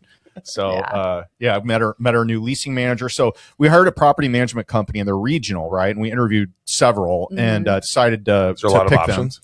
them. No, there's not. So we picked them. They had seemed like they had a pretty good footprint there already. They were managing, I think, 3 other assets that were 4 LIHTCs already. 4 LIHTCs. And so LIHTCs are low income housing tax credit. That's what it stands for. But basically lower income properties. And we're like, well, hey, let's try these guys. So we signed the deal. Are you guys LIHTCs? We're not, No, we're not. But I like that they had managed LIHTCs because you have to have all these regulations with a LIHTC and you have to follow them to the T. So the fact that they have 4 of them and they don't like lose that designation and they stay on it. Like no property management company wants to deal with LIHTCs. It is a thing. It's like a nightmare. You can get huge fines if you don't have all of your stuff buttoned up with compliance. Yeah. So that was really impressive to us, and they already were in the market. So that was. And so I think we've had discussions about this before, but sometimes when you hire a property management company, if you have a big enough property to where you actually need an on-site leasing manager, then they will go out and recruit them specifically for your property. And that's called payrolling. So like Andy Corey talked about that.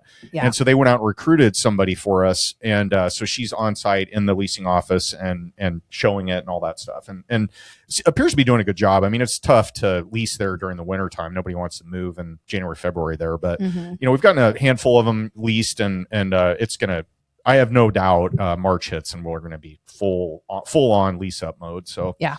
Will you guys offer like short term, or is it like 6 months for like seasonal people, or not? Yeah, we've definitely talked about just it. on a temporary do that just until it's full, or that's what I want to do. Our property manager is very like rigid, right? So I think we're probably annoying to them because we're like that, right? Can we try this? Can we do this? Like they wouldn't even like post it on Facebook Marketplace. Yeah, I remember we talked about that. Yeah, and I'm like, come on, you guys. So like, because a 6 month, I mean, for them would be ideal because they're going to get the leasing fee twice, right? Yeah. So but then like, I don't know, long story, but we're working with them to try and get them to like waiver a little bit on what's going to happen once we're full versus what should be happening during lease up. Yeah, because that's important too. You don't want to do a 6 month lease and then not be able to lease it again for 6 months because you know what I mean? And Branson's weird too because there are so many hospitality workers there due to the amount of hotels and amusement parks and just random places that touristy activities happen. They have Silver Dollar City there. There's a lot of that type of stuff.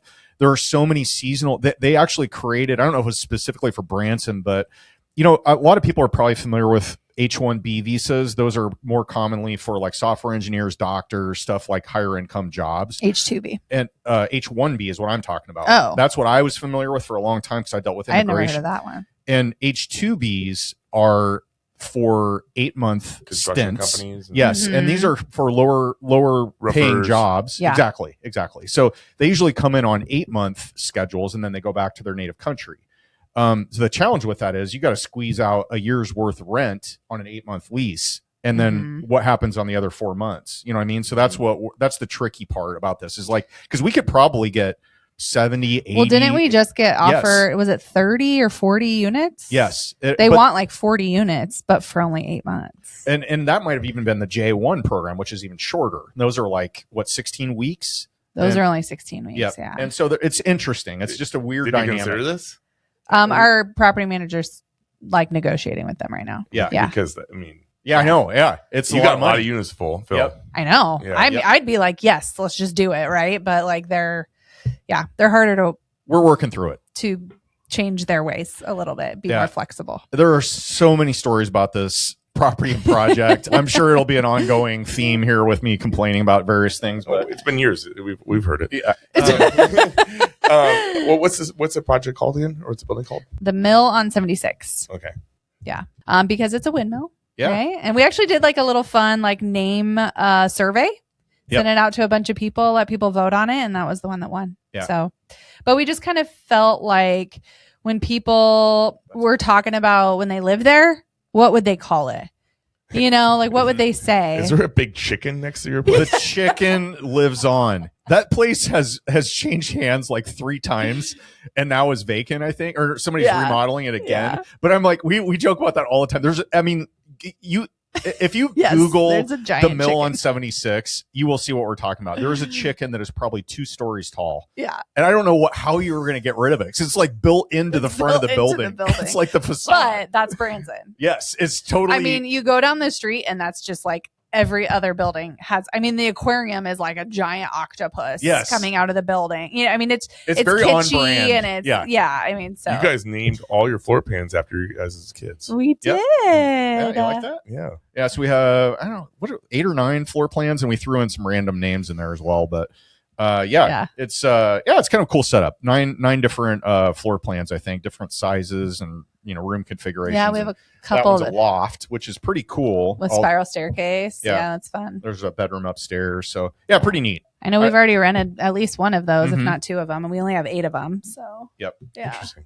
So if Yeah. you need a crash pad down there, Ted, let us know, buddy. Yeah. Yeah, we that'd gotta be an Airbnb spot. we got to stay in our own Airbnb on Monday night. Yeah. That was fun. So Yeah. That gotta was fun, and we went to Crazy Craig's. Crazy Craig's.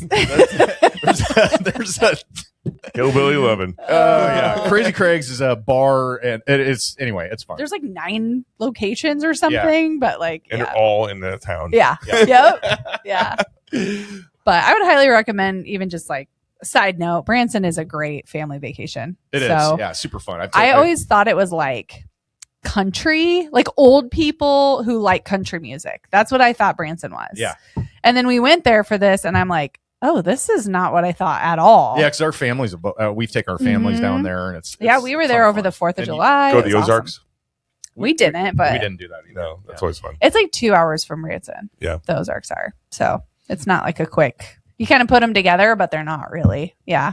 But So- yeah, that's that project. It's Well, still. for our nationwide viewers, Leasing up. when you say Ozarks, I think it kind of pins it down. a Oh, little bit. sure. yeah. Yeah. Yeah. Or just like it's right on almost on the Arkansas border. So Table Rock Lake is really Branson. Mhm.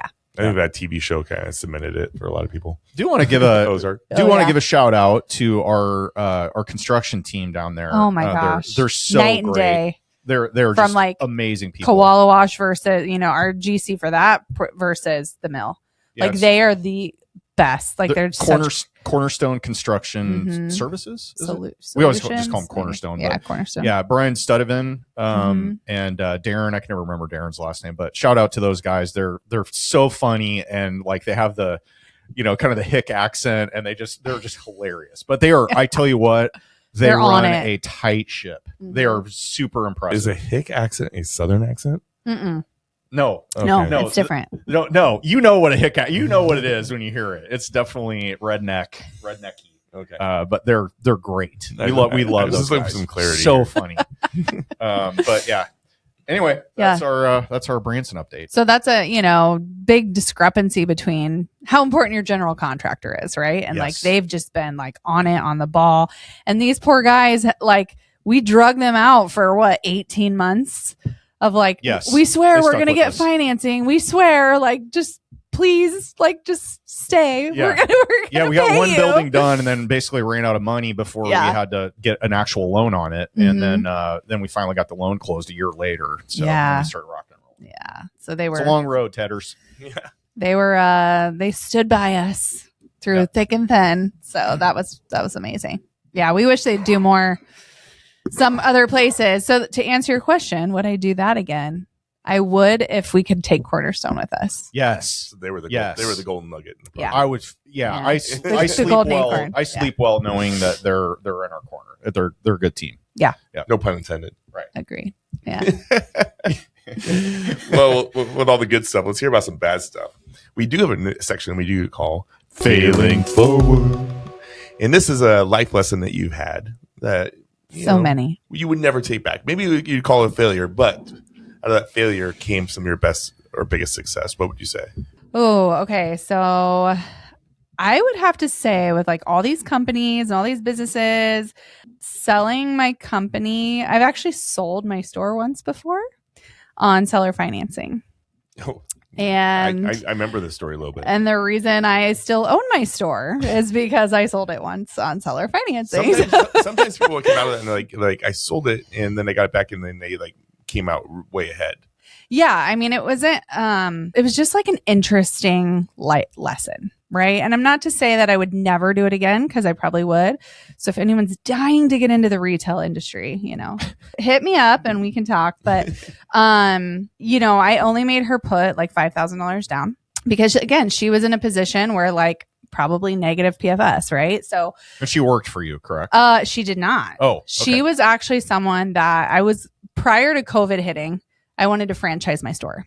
So I had like worked with a lawyer, got a whole FDD made, which that's the document you make to present your investment opportunity as a franchise to potential franchisees. So I had the FDD drawn up. I mean, I spent like $15,000, $20,000 to like prep to get ready to franchise it. And then COVID hit. So we kind of put it on hold, whatever. But she was the first person that reached out to me that was like, I want to franchise the store. So she had just been a customer, wanted to open one in Council Bluffs because she's from Council Bluffs. So anyways, long story short, she couldn't get approved to start the franchise. So then about 6-8 months later, my manager, so I was pretty absentee at this time from like the day-to-day operations of my store. My manager was like, hey, I'm having my first baby in May. This was like November. And I don't want to come back. And I was like, okay, here are my two options. I'm going to be back in the store every day until I find someone else as a manager, train them up, work with them, or I could sell it. And that new owner would be who I would train. And either way, I'm having to come back into the store. But this way, like at least I can just step out pretty quick and like not have the energy drain. So I called her back up. Hey, like I know you were interested. What if you just bought my store instead of franchising it? Super excited. We worked it all out, whatever, came up with a agreed upon a purchase price. And I only made her put $5,000 down. And everything went amazing for like 2 years. Like all my staff stayed, and especially in the beginning, obviously retail, you kind of turn people, but like the main people stayed for her so she could kind of learn. And then I started coming in to help her with the transition for like the bookkeeping because I had still been doing all that for her because I was still on all the accounts, until she owned it. Like I was protecting myself. And she's making monthly payments. Yep. Monthly payments to me and also a monthly payment into a savings account so that within a couple of years she could go out and get a loan and we had the down payment saved. Smart. So like I was setting her up for complete success with this, but still had control over all the money and everything just to make sure she wasn't like doing anything weird. So everything was still under like my corporation name, which I still owned 100%, right? So technically ownership never really transferred. It's kind of like a land contract. Almost. Yeah. Very similar. And so I came in and I was like, okay, like we need to transfer the share of the corporation over to you this year. Like we need to be done with that. And like you need to take everything over. So I came in and I started helping her learn how to do QuickBooks and understanding everything. And I think it like freaked her out to be like, oh, this is all going to be on me. Like this, like the books part of it, which is such a silly thing. Do you regret doing that then? How would I have known? Yeah, I know. Not really. I think she saw. You had like a good thing going to a point, right? Yeah. I think she just saw that like, oh, I'm not going to pay this off for years, which that's every business. Right.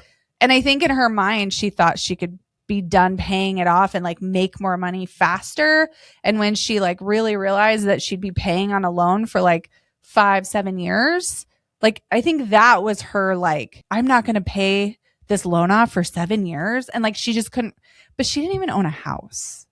Right. So like I think she just didn't have kind of that financial understanding to know that like that's normal. And like that's what a business is you're paying a loan off for 5-7 years and you don't get that money as long as you're paying that loan. That's money you have to just give away. She put $5,000 down. Like, what do you expect? Like, you're not going to get, and she was paying herself a good salary. You know what I mean? She was making as much money as she made prior. Mm-hmm. So for her to then like call me up or she started texting me one day in March. So this has been almost 2.5 years. She started texting me weird texts that I was like, I could clearly read between the lines that like she didn't want to do it anymore. Like she wanted out. And so I was like, this is not a text conversation. This is a in-person conversation. And so then we met at Panera I'm sure you were looking forward to that meeting. Oh my God. So this was on a Wednesday and we were meeting on Thursday. And I told Axel after that text, I was like, she's going to flake out. I know it. He's like, what? And so I had to like mentally like shift and like I started planning everything that night of like what I was going to do and how I was going to take it back over. Cause I just knew like her texts were very weird and cryptic. And so when we met there, she was kind of like, yep, I'm out. I don't want to do this anymore. Like as of today? Kind of, yeah. I mean, so this was March. I had a 2-week European vacation that I was going on in April that my husband won through work. Like, so it was a free 2-week European vacation and she knew about it. And I'm like, Amy, I'm not going to give that up. Like, I'm not going to not go on that. Like, I need you to stay here until I come back from that. And so she agreed to do that. In the meantime, so she had new girls that didn't know me. I had one girl that still worked for me, that worked for her, and then my mother-in-law. Every single person quit. Oh no. Because they didn't know me, right? And who knows what Amy said about me or what, I don't know what she would say bad because I was never there or never, but so I had to hire 5 new people and then go to Europe for 2 weeks. And then trust that this person wasn't just going to like totally ruin my business rob me blind while I'm gone. Wow. You know what I mean? I mean, it was horror. I did not enjoy that. So nice, trip. Relaxing vacation. I did not enjoy that trip like I deserved to enjoy that trip. But she had saved up 10 grand in the bank account. The business had saved her 10 grand towards her down payment. Right. So, I mean, I had all the operating capital still. I had that 10 grand still. Like all she lost was 5 grand. And like, she just went back to her job making the same money she was making at the store. Like it made no sense to me. I'm like, why would you give this up? So, but I just think some people aren't cut out for entrepreneurship. Or QuickBooks. I'm one of them. It's been QuickBooks hell week. I hired my first bookkeeper to give me monthly breakdowns. Yeah. I'm like, I want you to take over all my QuickBooks accounts. I have 4 of them. Yeah. And do full monthly breakdowns and give me profit and loss statements per every company and break it down for the properties too. Mm-hmm. I need a better understanding of the company. Yeah, that's awesome. That's smart. So because I'm doing it, but I'm not. I can do all what it takes to the get entries through it, and yeah. But it's not best that I do. Yeah, it's not my best. I think that's everyone's pain point. Yeah, like whether you're in real estate or another struggle. business. Yeah. If it makes you feel any better. Yesterday, so I procrastinated like I usually do with bookkeeping. One account took me from 7:30 a.m. and I finally finished after a dinner break at 9 p.m. last night. just with that one account. One bank account? One bank account. I just Owen. I just added Yeah. I just added to my goals to do 60 minutes of bookkeeping every day. Oh, you guys. This is what Shoot VAs higher are for. goals, buddy. No, this is what VAs are for. I just hired a financial VA. She does all my bookkeeping for my 10 QuickBooks companies. Yeah. And I don't have to do it at all anymore. And it's so amazing. I'm just really like weird about giving access to my bookkeeping to somebody that's overseas. Well, it's on a remote server Yeah. that's very secure. Like QuickBooks, they recommend Right Network. I trust the VAs I work with. Like, Yeah. John, I know he's listening. I trust him fully, but I don't want to give access to my financials. I get it. Yeah. That's I have trust issues with that too. I hired Michael Freed's girlfriend too, Nikki. Oh, Nikki, to just do my monthly bookkeeping. That's Yeah. awesome. Good for you, man. So Yeah. cool. Yeah. So that was my failing forward, Yeah. I would say, is just maybe having someone put more skin in the game would be my what I did wrong with her. I could go through so many feeling forwards that are like business partner related, and that's kind of the same realm. Mm-hmm. But I don't know. It's interesting. And I really want to dive deep into that too, but for time's sake, I'm going to skip it for now. But to conclude, we do have a section that we call the OT with Owen and Ted. These are questions we like to ask every guest that are in here, and we do have some fun ones for you. And I think that it's going to be a lot different than episode 10. Okay. So you know. Unless you listen to the podcast, you would know. But Yeah. All right. First question. Okay. I'm ready. I'm wondering if you may have this already. If you were going to write a book, what would the title be and or topic? It would definitely be about golden acorns. I don't know if the title would be golden acorns.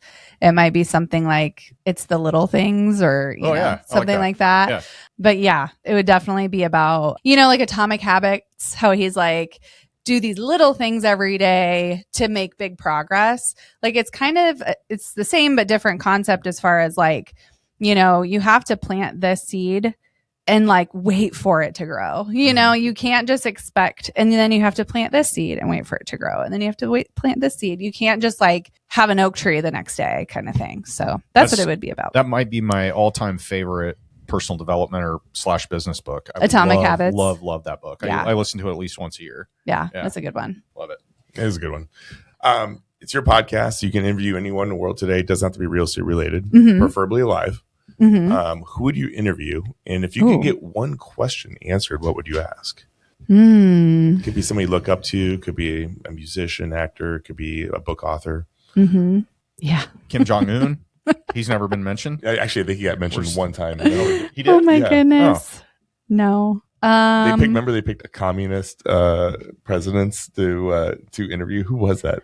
Oh yeah. So it was Kim Jong and it was Russia and the China. Like, I want to know where their mindset is on running a country. Oh my God. Full No oversight. kidding. I'm like, that's a first. So I would have to say when my uncle died the end of last year, and so we were kind of family was gathered around, and my grandma's niece was talking about my great grandma, and she was telling stories about her that like I had never heard.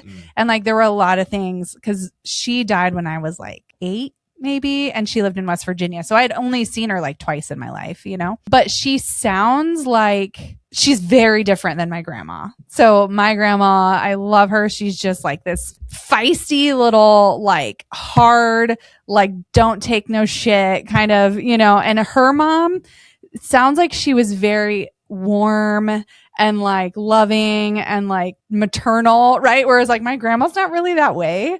And so I would have I'd love to, get to talk to her. I found out, so she lived in the hills of West Virginia. She delivered hundreds of babies. Cue the hick accent music. Yeah. So like how cool is that like my great grandma actually was kind of a midwife without being a midwife? Well, Axel's a midwife. Well, Kind and of. actually now my sister really is a midwife, like, for real. But yeah, Axel is a midwife. He delivered our third baby, but Did you know that? In the car, right? in the car. Yeah.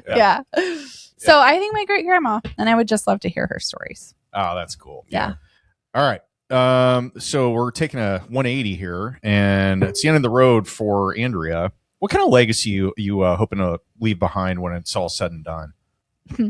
As much as I like strive to be successful and like I want obviously to make a lot of money and get to that point where like it just feels peaceful to have money, like that's not really my legacy. for me, like I told you guys earlier about our podcast and like the little things we're trying to teach or like the things that we learn that we feel like have impacted our lives. Like I want to spread that and keep sharing that and like making sure that our kids are those good people. You know, like there's those moments as a parent that you see your kid and you're just like so damn proud of them. Like the other day, I asked Xander out of nowhere. He's my 16-year-old, almost 17. And I was like, hey, have you ever thought about being like what am I trying to say? Only child? I was like, and he was like, ugh, God, no. He's like, that would be terrible. Like, he's like, I love having just like a built-in best friend, you know? And it was just like one of those parent moments that you're like, yes. Like our kids like do not fight. Like you guys have been around our kids. Like they don't fight with each other. Great kids. Sloan, our 9-year-old, like she can push the buttons a little bit, right? But like all in all, like they get along and like people when they are around them, it's like kind of hard to believe that they're siblings that don't just like. And I think that is attributed to, you know, Axel and I don't fight, but I don't think that's why they don't fight. I think they don't fight because we demand them to respect one another. You know, and then the things that we're just trying to teach. I don't know. The thing that if, you know, comparison's the thief of joy is the saying, I think, but I've always felt that, and we've talked about this and Axel and I have talked about it, but I think you guys do such a good job with your kids about instilling work ethic and doing the right thing and having integrity and those things. And those are, that is not easy. It is not easy. It is so not easy. It's so easy just to let them like be on their phone and whatever. And I'm guilty of that. Like I wish I was better consistently about being a guiding light in that respect and making them do the hard things. Yeah. I've just always really liked that about you guys with your kids. I think you set a really good example on how to do things right. And I was shocked. I was shocked when you're like, "Hey, we make the kids clean Airbnbs with us." And I was like, man, I was like that. Yeah, my kids are still pretty small, but it doesn't come without complaining. Yeah, like okay. And that's the thing. It's like that's the battle you have to fight. Yes, yeah. Is like you know they're gonna bitch, moan, and complain, but you just have to fight through that just to get them to like understand the importance of it. So yeah, Carson got his first phone for Christmas. Oh yeah. And I go, just so you know, you were responsible for payment of the plan. And he's like, what?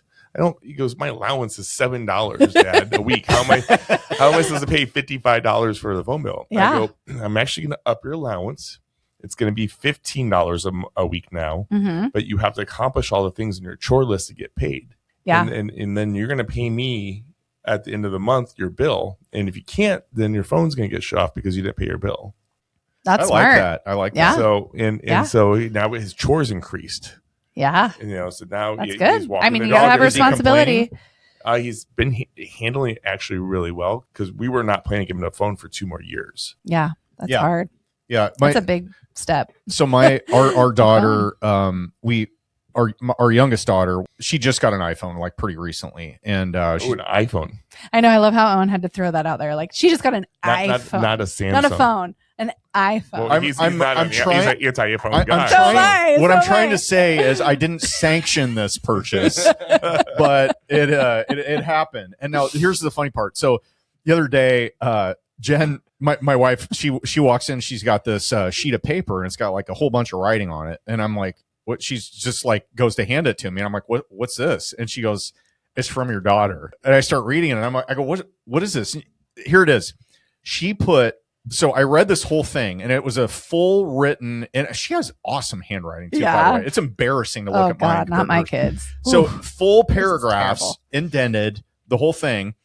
And she goes, turn it over. And I'm like, it was 2 full pages of basically an essay why she deserved Snapchat. Oh, so this is we don't have any socials. No, neither one of my kids do either. They have Pinterest, and that's it. Yeah, but she put a lot of thought into this and whatever. So neither one of us want her to get it, but we're trying to come up with a game plan on how like chores and like responsibility and like how some parameters around this. So I can ask Jessica, but there's an app that we have on our phone, and we can actually see everything that gets on the phone. And if I wish you knew the name of that because I want to know what it is. Yeah, tell me. Ask her. Yeah. We'll tweet it out there on Real Radio. X. I think every parent wants that. So we have full access to everything on the phone. We can see everything on the phone, and if there's ever anything that's notices that's inappropriate, words, we can put in the words we want, but words, pictures of any app or scene, it will report it immediately as a notification on Jessica's phone, and it costs us like I think it's like $20 a month. I love that. I'd pay it. And I'm not. So we're probably the parents on the other side of the spectrum where we're like maybe a little too trusting, a little too lenient with their phones, as far as like we tell them that we are giving them agency over their phone and over their life. Well, our 13-year-old, 12 at the time, she was lip syncing songs that had cuss words in them. And so when we found those videos, I was like, okay, family meeting time. Like, you can't do that, right? Also, like, she follows a lot of anime, like cosplay people, because she really loves that. That's a slippery slope. It's very scary. Yeah. And she won't listen to me about how that's a different kind of world, and she has to be careful in it. And so my almost 17-year-old, her brother explained that to her for us, because she wouldn't listen to us. We're just like the mean parents who are judgy, and so he had to explain it to her. And like, she looks a lot older than she is. Yes. I mean, like, I think when she was at coffee yesterday, I think people just assumed she was another adult. Yeah. Like, she looks 18 or 19. I'm like, honey, you're 12. Like, and these guys watching this video don't know that you're 12. Yeah. I'm like, and they're going to start reaching out to you. And like, I'm just trying to protect them. And it's hard. Ugh, scary. So. If you think back to your life and who had the biggest impact on you as a mentor, if you could speak to them directly right now and say something, who is it, and what would you say to them now? I have a couple. That's hard to narrow down. So my boyfriend in high school, his parents, they were kind of like guiding lights for me when just in high school. You know, I lived with my dad. My mom lived in Arizona, so like they were kind of my built-in parents. So they were kind of a parent replacement for me. It's such an important time in your life, you know. And he was a pastor, and so like they were like just the kindest, sweetest people. I was a dance team. I was on dance team in high school, and so my dance team coach was like also kind of like another mom to me, because obviously you spend 5 days a week with her. Yeah, 5 days a week, sometimes 6, 7 days a week, and then oh, you're dead. Sometimes 3 hours a day. So it's like you spend a lot of time, and I felt like she was another mom figure to me. And then when I was a young adult, I was managing a retail store, and one of our best customers was a wealthier guy and his wife.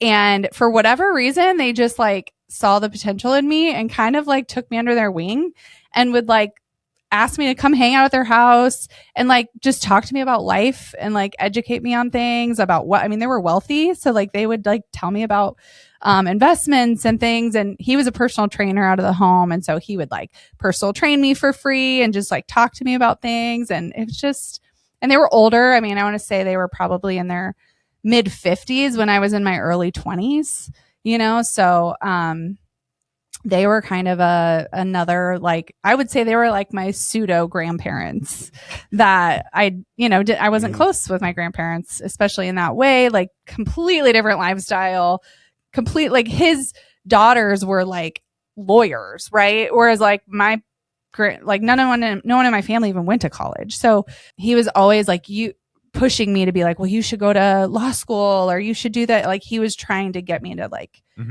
choose a better path or like be better than like what I had known from my path or my past, and what everyone else's history had been. So he was definitely there for me with that. So yeah. Awesome. All right. Last one. We'll get you out of here. How can our listeners support you? What's the best way for them to connect with you? Are you looking for anything in your life or business right now? Support. I would say I I seriously am looking for anyone interested in purchasing my retail stores. They do or seller finance. yeah, Hey, no, I would. $5,000 down, people. I would, but you're going to That's all put you more need. than $5,000 down. I'm telling you, because they thrive with someone they're running them as an owner operator. Mhm. So if you've ever dreamed of owning a retail store, like these are amazing stores to be an owner operator in and pay yourself the salary for that and get to own, 2 locations. Because I don't work in the stores, I don't like pay myself an owner operator salary. So for me, it's like I'm doing all this work to like manage my staff and like run all the behind the scenes, and I'm not really paying myself because I want to have the freedom away from the store. So it is self-sustaining in that. So it's not a bad investment is my point. Like it's just I have different and bigger ambitions than what that store is for me now versus when I started it years ago. I mean, my one location has been there for 8 years. So it's definitely a staple in the community. And even sales being down right now, it's still self-sustaining. And adding cash flowing. So imagine when it picks back up. So plus the nice thing about buying a business like that, a retail store versus building one is all the stuff's already there. Yeah. You don't have to pay all the systems. $160,000. Yeah, you don't have to pay $160,000 to outfit a store just to get it operational. So you can just walk in, pay, or you got seller financing as an option. I mean, that's a great way for somebody to get into that. I like it. So please, if you know anyone that would want to own a retail business and be the owner operator, I think that's key because you're not going to make a lot if you're not the owner operator. But if you step into it and become the owner operator, it is it's a great like way to own a job, so to speak. But then it just needs someone younger with passion especially for marketing, because I have so many obviously other things that take my attention that I just can't give it the energy that it needs for like marketing it. And like, I want to create a community around it. And I have a million ideas for it. I just can't be the one to do it. Bonus will be, you will teach them QuickBooks also. I would if they really wanted. I would even like partner with somebody, honestly, if they wanted to come in and be my owner operator and like partner with me if they don't have the capability to invest money. Like I would be open to that too. So awesome. Yeah. All right. That's what I'm looking for. I got to tell you, out of all this, you were talking about all the businesses you're running and making the time for things, but also you're talking about cutting things out. Yeah. And that's really been hitting home for me because that was one of my big goals for 2025 was to start cutting out some Airbnbs so I can make time to actually make money and get some of my life back. And so I feel, although I'm not running 10 companies, I definitely could relate with you. Yeah. Because I also don't have a lot of staff and I'm running a lot of things solo. And I don't have a spouse that's really helping with a lot of these businesses. Yeah. So that really hit home to me. And I think that a lot of people listen. Imagine having a spouse that has a job and provides stability. What? Yeah. My wife works for insurance. That's what I'm saying though. Like we lost that and it was nice to have. But I think a lot of people relate with your story, especially entrepreneurs. And I appreciate you being so vulnerable and talking about that. But, But with that, Owen Dashner, we see us out. On behalf of Aiden Bear Real Radio and Ted Kash, you've been listening to Andrea, the Cody Sanchez of Omaha, Foley. Yeah. Sign off.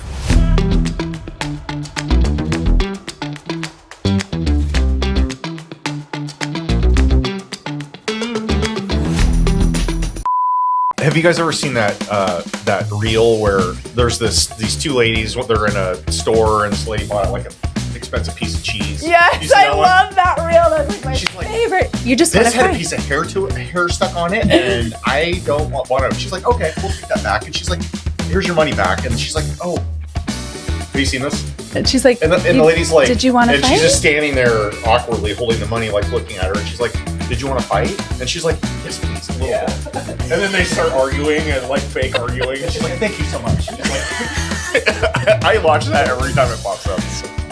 People are thrown off by that though at my store when they come in and they're like, and then I just like make it right. And they're like, oh, like you can tell, like they just want to like fight with you. And like, so that gets me, that real.